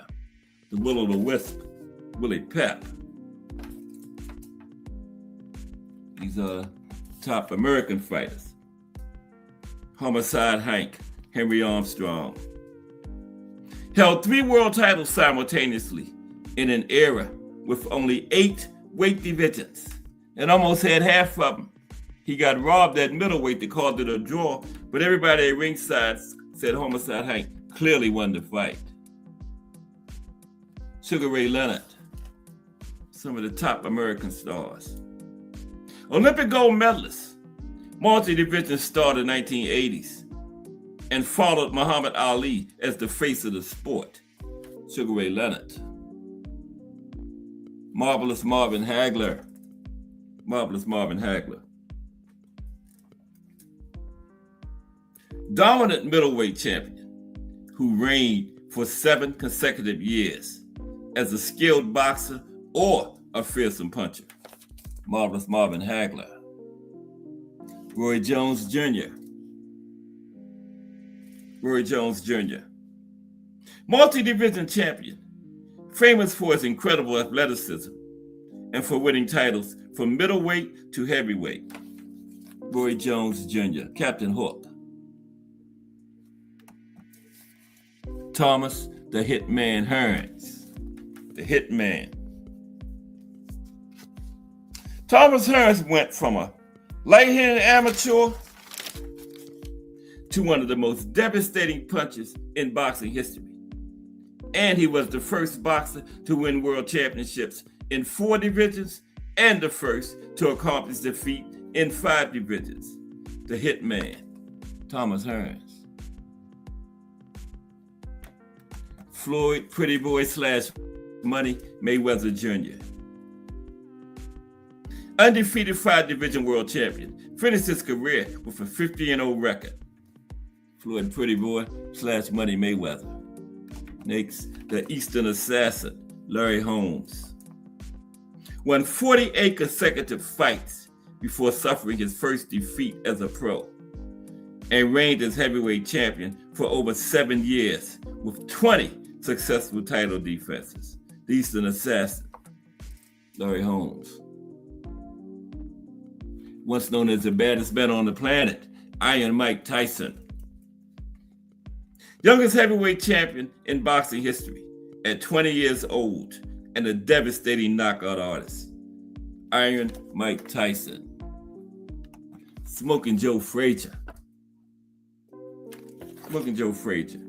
A fierce heavyweight legend, renowned for his legendary trilogy with Muhammad Ali and for having one of the best left hooks ever. Smoking Joe Frazier. Okay? Sweet Pea, Pernell Sweet Pea Whitaker.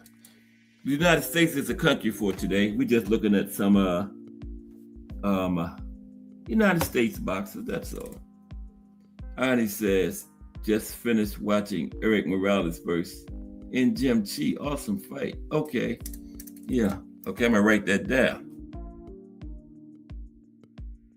Okay. Pernell Whitaker, defensive wizard and outstanding lightweight champion for much of the 1990s. All right, next. Lights out. James. Lights out. Tony. Highly skillful multi-division champion, known for his shoulder roll defense and his toughness. James Lights Out Tony. B-Hop. Bernard Hopkins.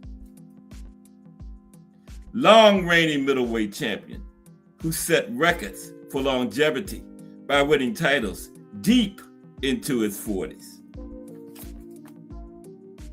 The Golden Boy, Oscar De La Hoya. 11-time world champion across 6 weight classes and massive pay-per-view star. The Golden Boy, Oscar De La Hoya. The Real Deal, Holyfield. The Real Deal, Holyfield. Only 4-time heavyweight champion and former undisputed cruiserweight champion. Big George Foreman. There's both versions of Big George. Big George Foreman. 2-time heavyweight champion and Olympic gold medalist who regained the title at age 45. Still the oldest heavyweight champion ever. And last but certainly not least, The Rock. Rocky Marciano. The only heavyweight champion to retire in an undefeated career. 49-0 with 43 of those wins coming inside the distance for an 87.7 knockout to win ratio. The Rock. Rocky Marciano, okay? Yeah, that was, the United States was the country for today. Yeah, let me write that fight down Arnie was talking about there. If Arnie says it's worth watching, it's worth watching. Arnie has that eye for great fights. Okay. It's gonna be my next old fight I watch. Okay. But everybody, appreciate everybody for stopping by today. Friday, we're going to talk about Gentleman Jerry Cooney. He's going to be the profile Friday. The situation we're going to go deep into the situation him and Holmes had. They jumped on Jerry about the race day, but Don King was the one that played the race card. Jerry and his team tried to deflect it away from race. And then all the people that was building Jerry up and everything after the fight, after he lost, those were the ones that was getting on him. And guess who called him and pulled him up out of the dumps after he went into a depression because of the way they treated him after he lost. And guess who called him and he said, brought him around? Larry Holmes. Mm-hmm. And him and Larry Holmes are the best of friends now. Yeah. Him and Larry Holmes became the best of friends. Mm-hmm. Jerry Cooney and Larry Holmes.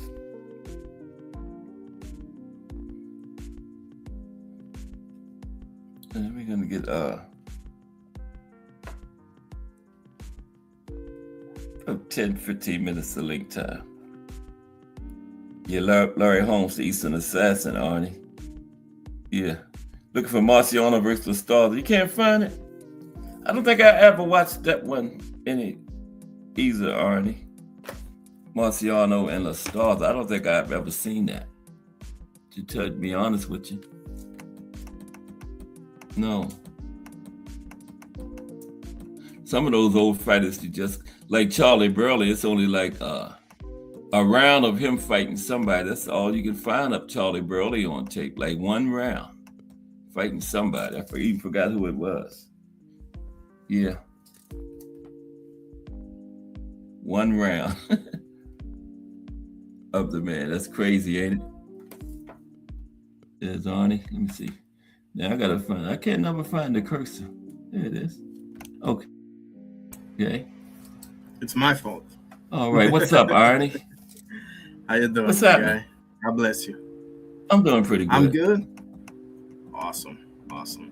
Oh yeah, you coming in Yeah, loud and man. clear. Awesome. Yes, Now, the what was the first fight one, you were saying? the first one between Marciano and La Starza. Can't find that thing anywhere, bro. Yeah. I don't. Did you ever see the second one? Oh yeah, that's when Everybody's Marciano- welcome to hit the link, by the way. I said, did you find the second one? They fought twice, right? Yeah. Okay. Yeah, the second one, yeah, but the first one was the Okay. one that ended in split or like was very Yeah. close, you know. That's the one a lot of people say was the closest he came to losing, was that one. Right. A lot of people say Archie Moore, but a lot of people say La Starza won, you know. La That's the Starza one- one. Go ahead. No, I said that's the one you can't find, right? The first one. Exactly. But there's a That's what we couple need to see. I Yeah. agree. It's La Starza one, but also he came super close against Jersey Joe Walcott as well. Oh yeah, you know, 13. He He was had, losing. He needed that knockout, and he got it. exactly. Yeah. I'm looking at his resume right now because I want to get this correct. Rocky. See, the first one, the No, first no. one was split decision. There you go. Split. Wow.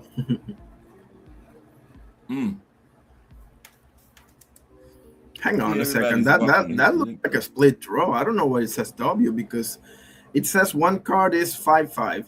That was a 10 round. Mhm. Another one was 4-5, and the other was 5-4. So that's a split draw. I don't know why they have a W there. I mean, maybe it was different. Yeah. back then. I don't know. Because 4-5, that means that was for La Starza, and 5-4. You're looking at Rocky's box work, right? Right. Exactly. So if they got 4-5, that means he had the 5. They put it second. So it's a Split it draw. might be a misprint, you know. Yeah, it could be they got that one wrong. I'll look The it way up. you read it, that's a split draw. Exactly. Yeah.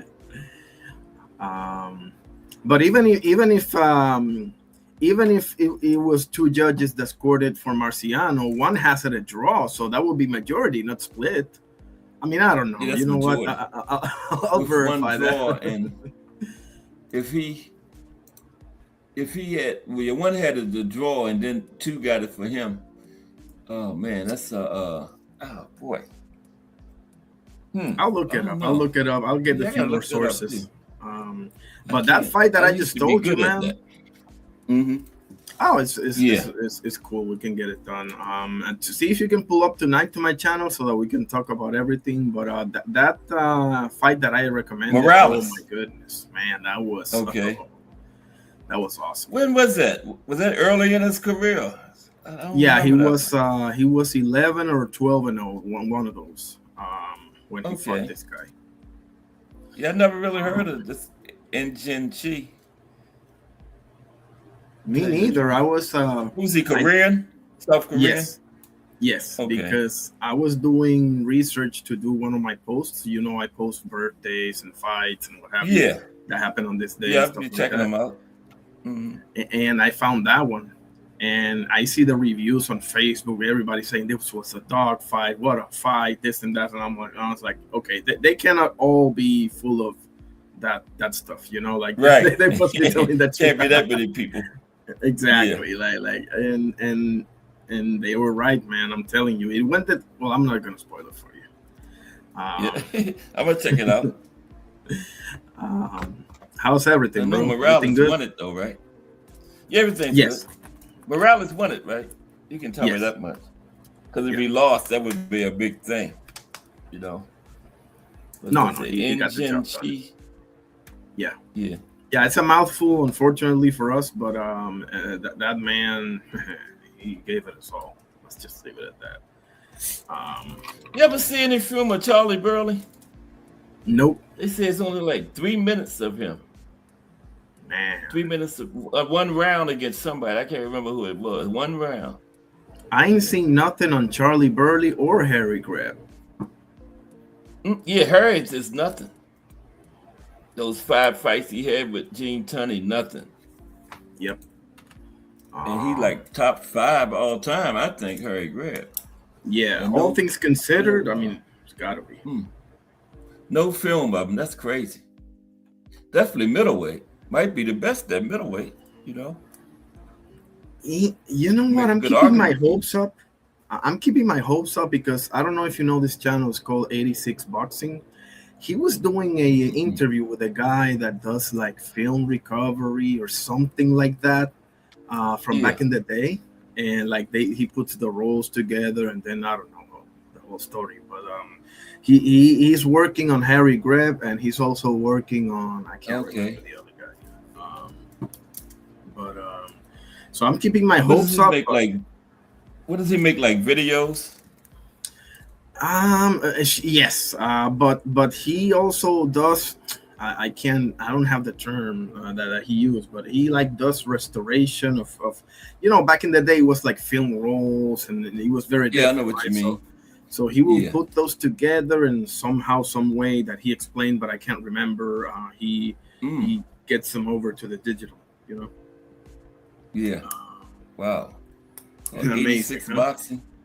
Yeah, 86 boxing. Yeah, the 2 numbers, 86 boxing. Dude is absolutely unbelievable. Yeah, he's he goes into history, especially like he does interviews as well, and he will interview up and coming fighters and all that. Like, but his bread and butter, bro, is like way back in the day. Like he was talking about I may have the names wrong, but I think he was talking about John L. Sullivan versus I can't remember the other guy's name, and how that was $800,000 in 1888, and that would be like that's like $50 million now. That's big. Yeah. Yeah. Back then everything was $1, $2. Yeah. That's huge money in 1888. 800,000. That's the kind. Only one making money like with John L. Sullivan. People like that, they wasn't even making that. The top names, Wow. Exactly. Like he will do and he did an amazing show about Joe Louis punching technique, and that was the other day. Love that guy. I found this.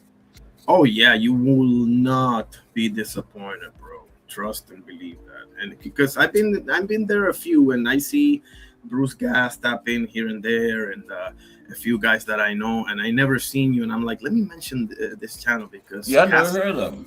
Yeah, I know you're gonna love it. I know it.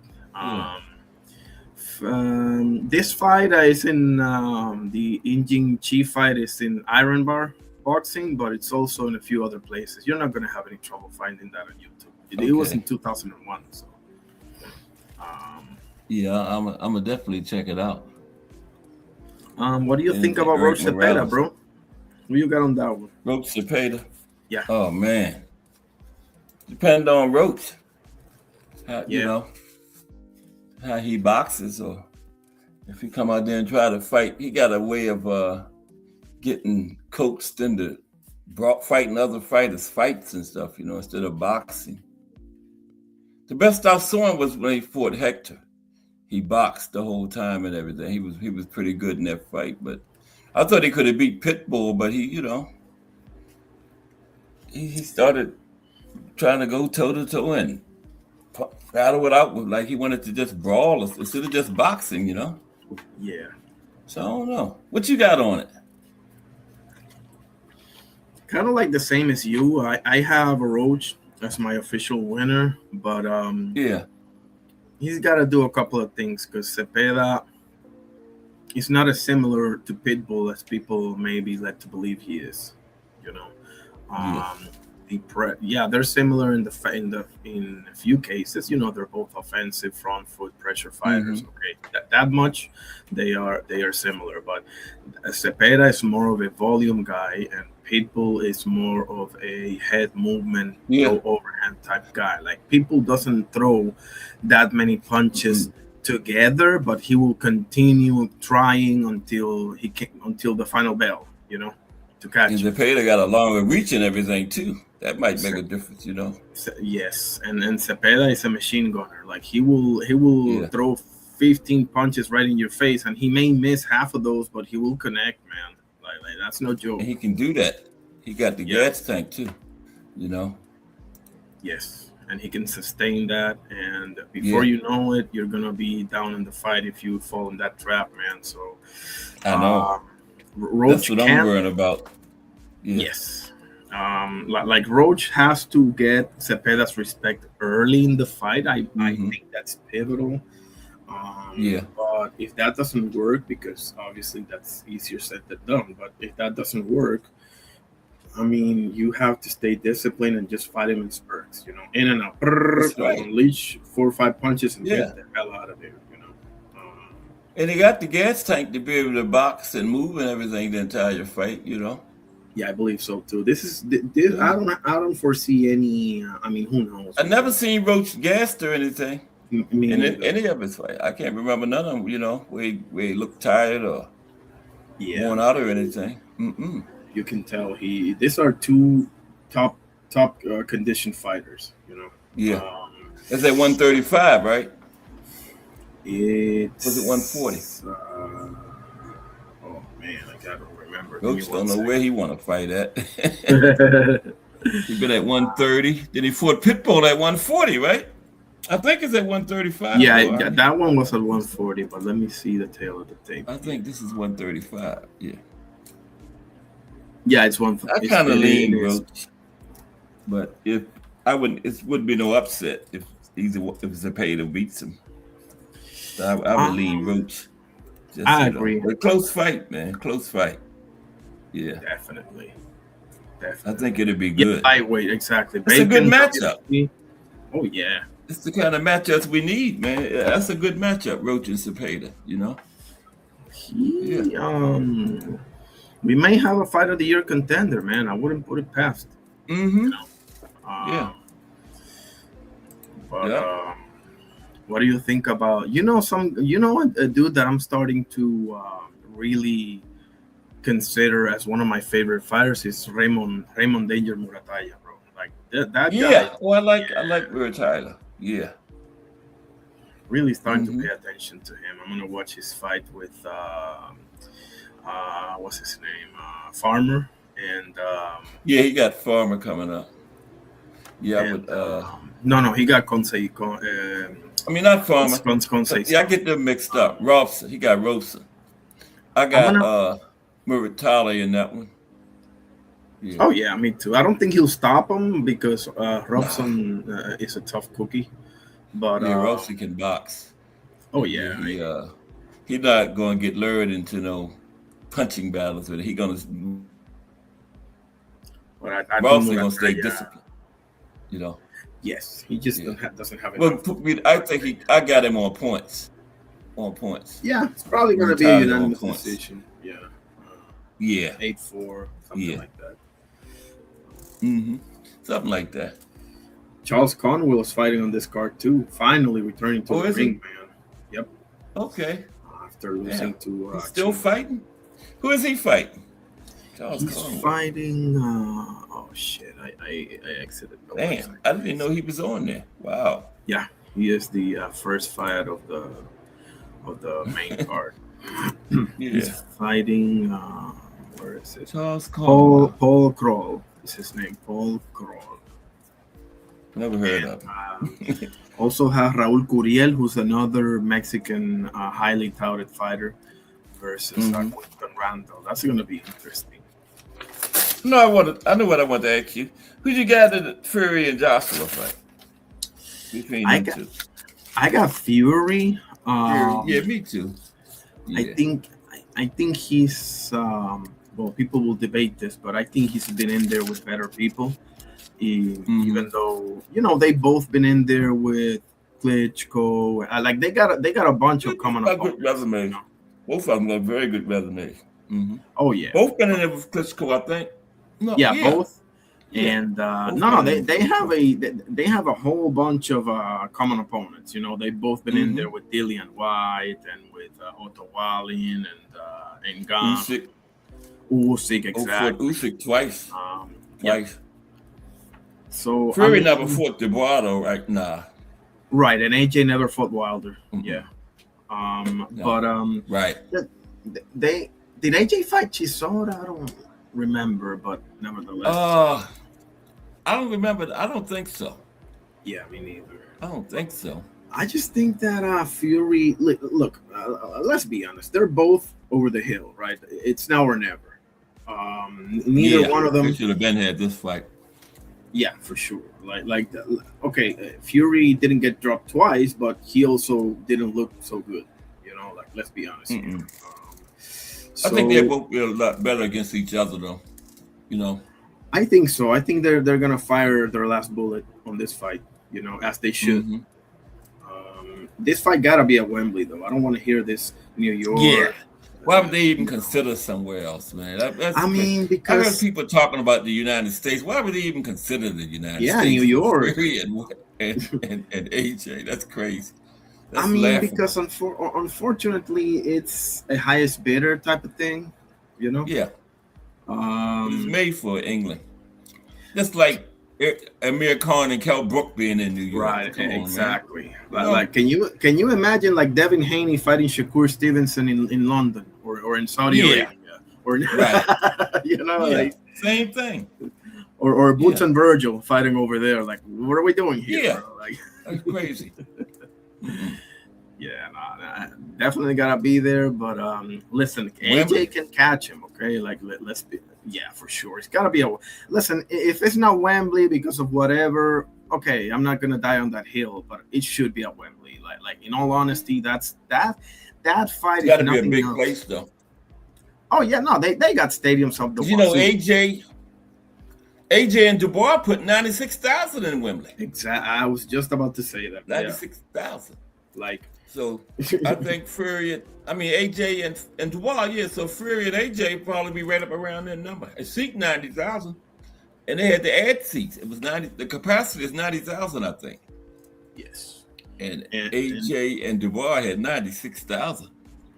So yeah. And Cass, it wouldn't surprise me if they sell that thing out in 10 minutes. Bro. But I tell you one thing, Arnie, they ain't gonna put no 90,000 nowhere over here. Thank you. You know, thank you. Exactly. Exactly. Ain't gonna happen. No way. I mean, have you heard about the dates? Because I haven't heard. Well, they just fought, so I'm not expecting to hear it yet. So, I've heard the only thing I heard like in the fall, late fall, like Okay. October, later in the year. I heard it was gonna be this year though, late this year. Mm-hmm. You think that's it for both of them, or what for Fury? AJ will probably fight some more after that. Okay. What do you think about that? Your future after this fight? You mean Roach and Cepeda or Fury AJ? No, Fury and Wilder. I mean, AJ. Fury and AJ. They should both hang it out. There's really nothing else for either of them to accomplish. If they'd have made a ton of money.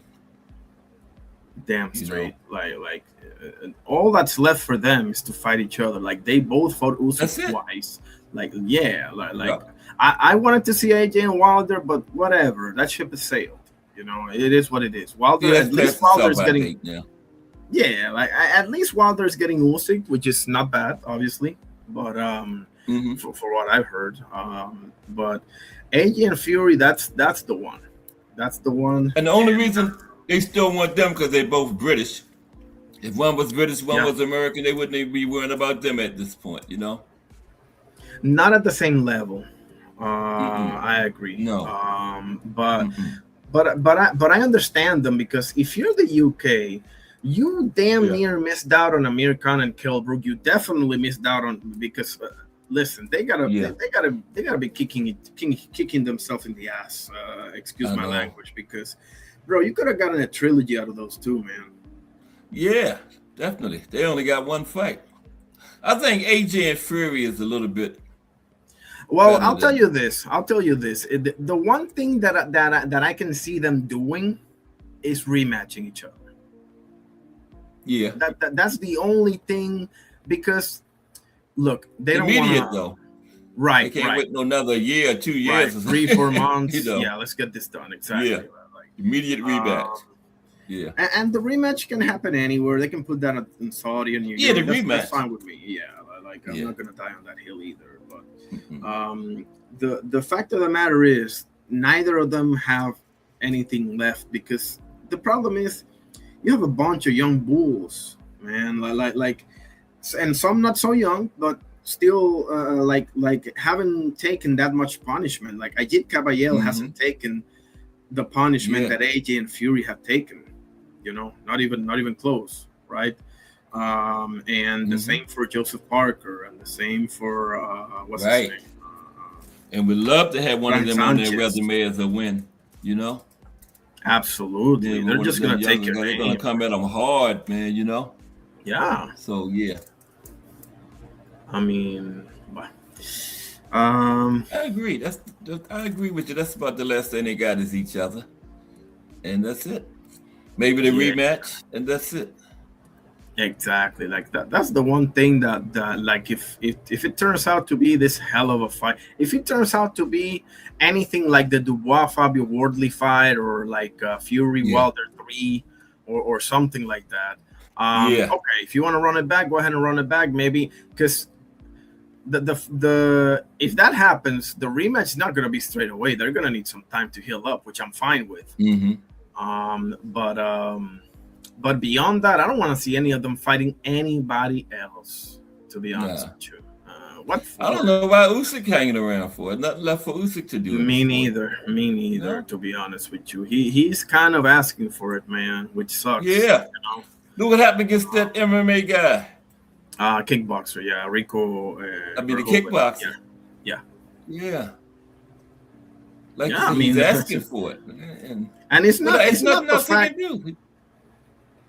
I mean, is it really? Because I understand that there's a passion and you want to do this particular sport until you can't do it anymore. And I'm not who to say, you're right or wrong about that. But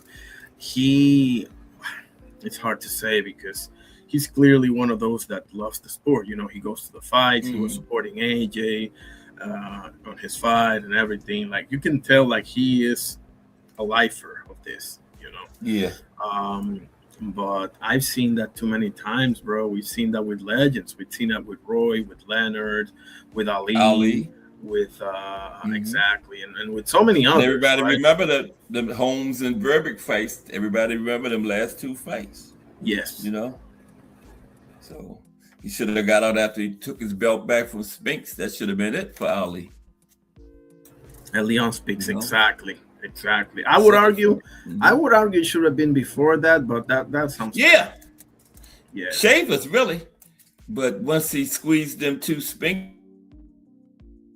fights in it, that really should have been it, After he was that. too tough for his own. Because he had Parkinson's as early as the second Spinks fight. Right. They say he was showing signs of Parkinson's. His speech was a little slurred. His movements was slowed down a little and everything already. Yeah. So just think he might not have got as bad if he wouldn't have had that Holmes and Berbick, It might not have got, you never know. He got hit a lot in those fights, man. So I think you're right. Yeah, I think you're right. Absolutely. His defense was gone. His timing. His reflexes. Everything. Yeah. Was gone. Trevor Berbick beat him. Come on, man. Yeah. There's also a UK fight, Pierce O'Leary versus Mark Chamberlain, I think is his name, the guy that lost to Josh Padley. That's his only blemish. Yeah, Mark Chamberlain. Yeah. Okay. I don't know what to say. It should be interesting. Weekend? Yeah, Saturday as well. That's this weekend? Yeah. Okay. Yeah, Saturday. That's some good action coming up. We'll see. We'll see how this whole thing plays out. Next for Xander. 160, and Xander should go next. Xander Zayas. He should probably go to 60. Move up. Okay. And fight. If he can get Team Sue, even better. If not, he'll beat Team Sue. we'll probably get him because 160 is not that interesting right now, to say the least. Right? It's a lame duck division. Not at all. And Adamas left, right? Didn't Adamas go up? Adamas and Janibek went up, both of them. Yeah, both. So 160. Wow. What is that 160? I mean, the you Cuban got a couple guy, of, though. What's his name? Hernandez? Yeah. Joanne Lee Hernandez and also this American Amari Jones as well, who I like a lot. Yeah. Erislandy Lara is super old. Denzel Bentley just got elevated. I don't know what Lara's hanging.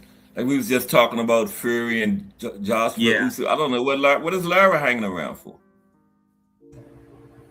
That's a good question.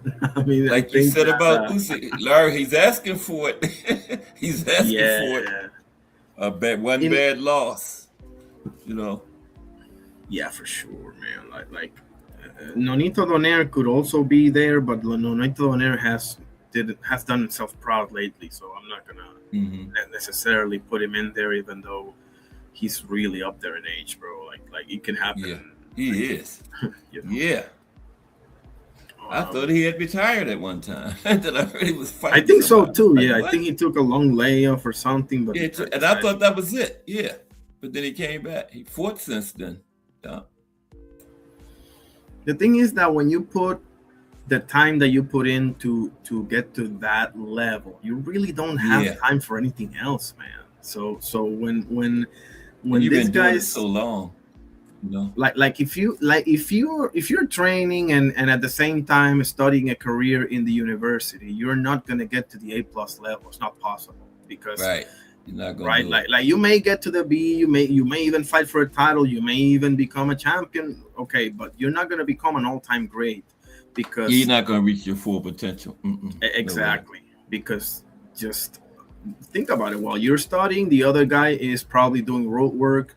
Or doing his second session of training, or doing something, or watching tape. Yeah, like he's gonna have an inevitable advantage over you. That's just in any sport. We're just talking boxing, obviously, but in anything, right? Anything, you're gonna get out of it what you put into it. The more you put in, the more you're gonna get out. You know. That's why Ricky Hatton was such a sad story, man, because he was giving signs of mental health issues, bro, but I don't think, and I want to be very careful what I say because I haven't followed I followed it, but not to a T, you know, so I want to be a little careful what I say here. Yeah. But they say he didn't live the boxer's life in between fights either, so he used to blow up. That's part of the problem. Ricky Fatton. Ricky Fatton. What's his nickname? But when boxing ended for him, it was really bad because he, you know, didn't have the people around him that he usually had, and nobody really helped him. And I think that's what's happening right now to Josh Taylor. Like I saw Josh Taylor the other day, and not that I saw him, I saw him on the screen, right, giving an interview, and he was saying like, you know, he's struggling a lot because. Man, it's so sad to see, bro. I just hope it doesn't end up, you know. He is retired, though, right? Josh ain't talked about coming back, is he? No, he can't because of the eye. I hope not. What happened to Ricky Hatton's son? Remember Campbell? Campbell Hatton. You heard anything about him? Not really. I think he's still fighting, but I don't think he is, unfortunately, that good. Is what I hear. Well, let's see. Campbell Hatton. 14. I think he had lost or something. He lost 2 times in a row. It's the same guy, James Flint, and that was back in 2024. I remember the last time after he had lost. Well, he hadn't fought since I remember that. 2024. Man, that's bad. And it wasn't like he got brutally knocked out and was stretchered out. It was a unanimous decision. He's just going over his father's name anyway, though. You know. Yeah, that's why he probably getting the opportunities he get. If his last name wasn't Hatton, might not even be in boxing. You know, but I don't know why he left. I guess I'll find an interview where he explains or whatever. Maybe it's a physical thing. I don't know. But only 16 fights, man. He doesn't seem like he's too old either. You know, unless there's something wrong with his eye or something like that. Like 2 losses ain't that well, okay, it's only 14 wins, but whatever, bro. You one guy beats you. That's it. One guy does this better than you until further notice. Keep going, man. You know, 2 losses shouldn't end his career like that, though. not Like particularly there must be two. something else to it. And it was UD losses. Again, it wasn't like he got brutally knocked out and was asleep, Right. and like that's one thing, But man, well, Yeah. We'll see. I'll keep following Josh Taylor because What that's you talking about tonight? I'm gonna do a tribute about Errol Spence. Earl. Okay. Yeah. Yes, he's getting out of there. Yeah. I like the way Earl did it, though. Earl said that was a long 12 rounds. He said it's not supposed to be like that. And, a lot of fighters would have went on and tried to squeeze another one in, but Earl said, no. I know it's time to go, Honest about it. Yeah.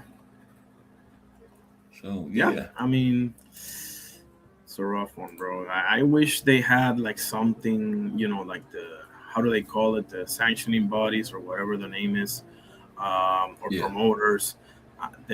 I wish, and I'm sure some of them maybe have it, but they gotta do some sort of program or something for these guys to learn something that might, carry them. Because let's be honest here, not everybody's gonna be a commentator, a trainer, a analyst or what have you. Like, that's right. Some of them, not everybody making them big purses and stuff, Yeah, it's kind of like the programs that they put in some prisons where they teach you some trades, and like they give you the some knowledge that if you want, you can live off of. Yeah. Whether you decide to come back in here or not, it's up to you. But at least we gave you something, Mm-hmm. Like we taught you something. It doesn't have to be law school or medical school. It just something. Yeah. Bro. Like I don't know. That's all them boxes. Some of those boxes not making those big purses. You still got to pay all those. You got to pay the sparring partners, your trainers, your team. Everything. Yeah. So some of them, shoot, they Most do of no them better have than somebody here working a 9 to 5. Yes. Like a middle to lower the card boxer pretty much has to get a side job. The same for MMA too. Mm-hmm. But well, and MMA. When he retired, he don't have no millions in the bank, like a Crawford or a Canelo or somebody. The average boxer, he don't have no tens of $millions in no bank when he retire to fall back on. No, that's the exception to the rule. Yeah, it's a very small percentage. Which, listen, and and that small percentage is everywhere because obviously, in the NBA, not everyone gets paid the same as Curry or Durant or any basketball player. Like I understand all that, but this right here is different because this. Like the worst thing that can happen you in a basketball court is getting hit with an elbow or getting your ankle twisted. That's about it. Mm-hmm. In here, you're not gonna be the same, bro. After 30, 40 fights, you're just not, bro. Yeah. Like. And then like an NBA player, they don't have to pay sparring partners and trainers and all that kind. I mean, they got obligations, but not like a boxer. You got to stretch this money a long way. That purse. A lot of people got their hands out after a fight, for a boxer. Yeah, and a boxer's money is not guaranteed like the other athletes are.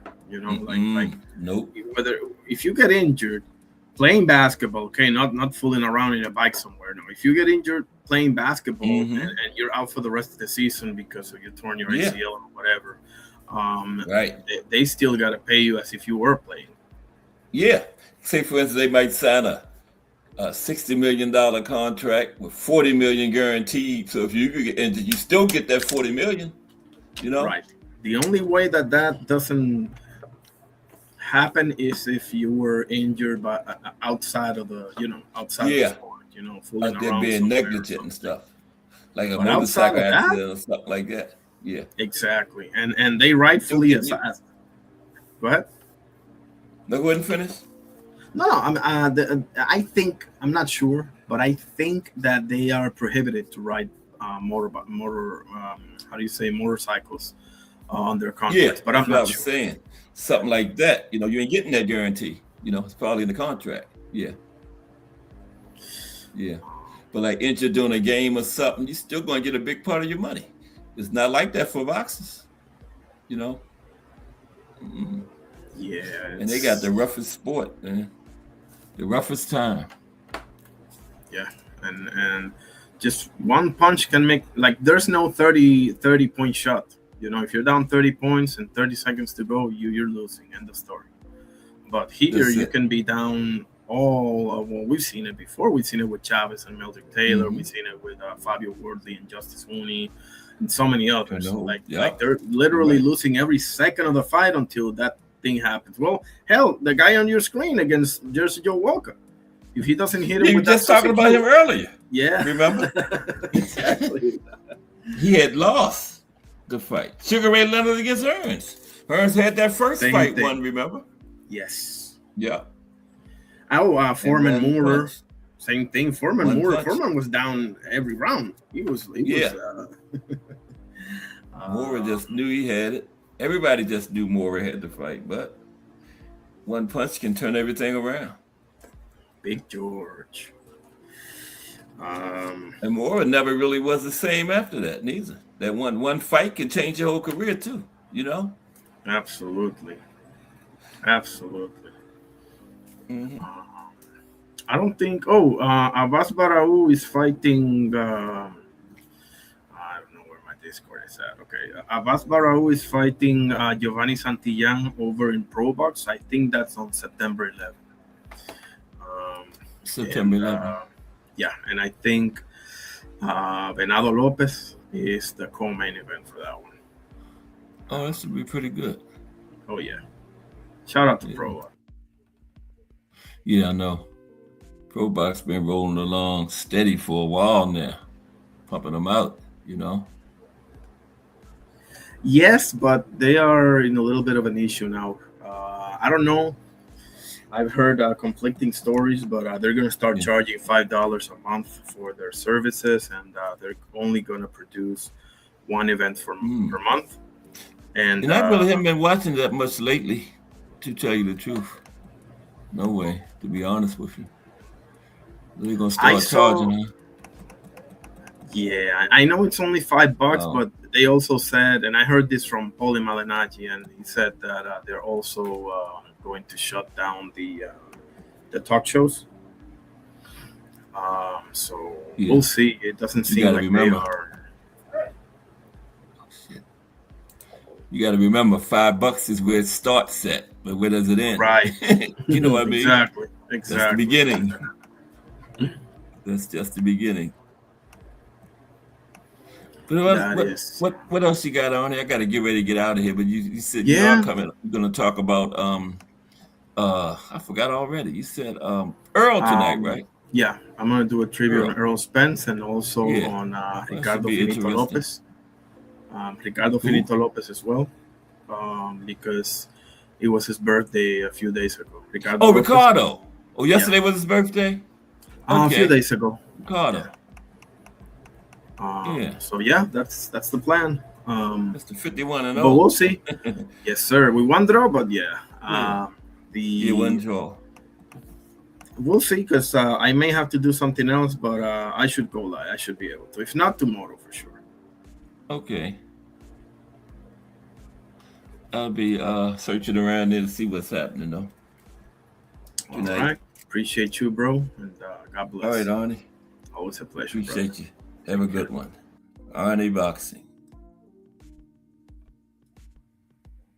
Tonight, 9-ish, 8:30-ish, 9-ish, something like that. We appreciate Arnie Boxing. And Moneyettes, Arnie Boxing, Bodywork Boxing, Mike Mazik, Mike Rim, and Miss Cass. We'll be back Friday. We're going to talk about Gentleman Jerry Cooney. And everybody have a great afternoon. If it's Monday, Wednesday, Friday, 2 p.m., It's the Box Historian bringing you all that boxing history. Appreciate y'all. See y'all Friday.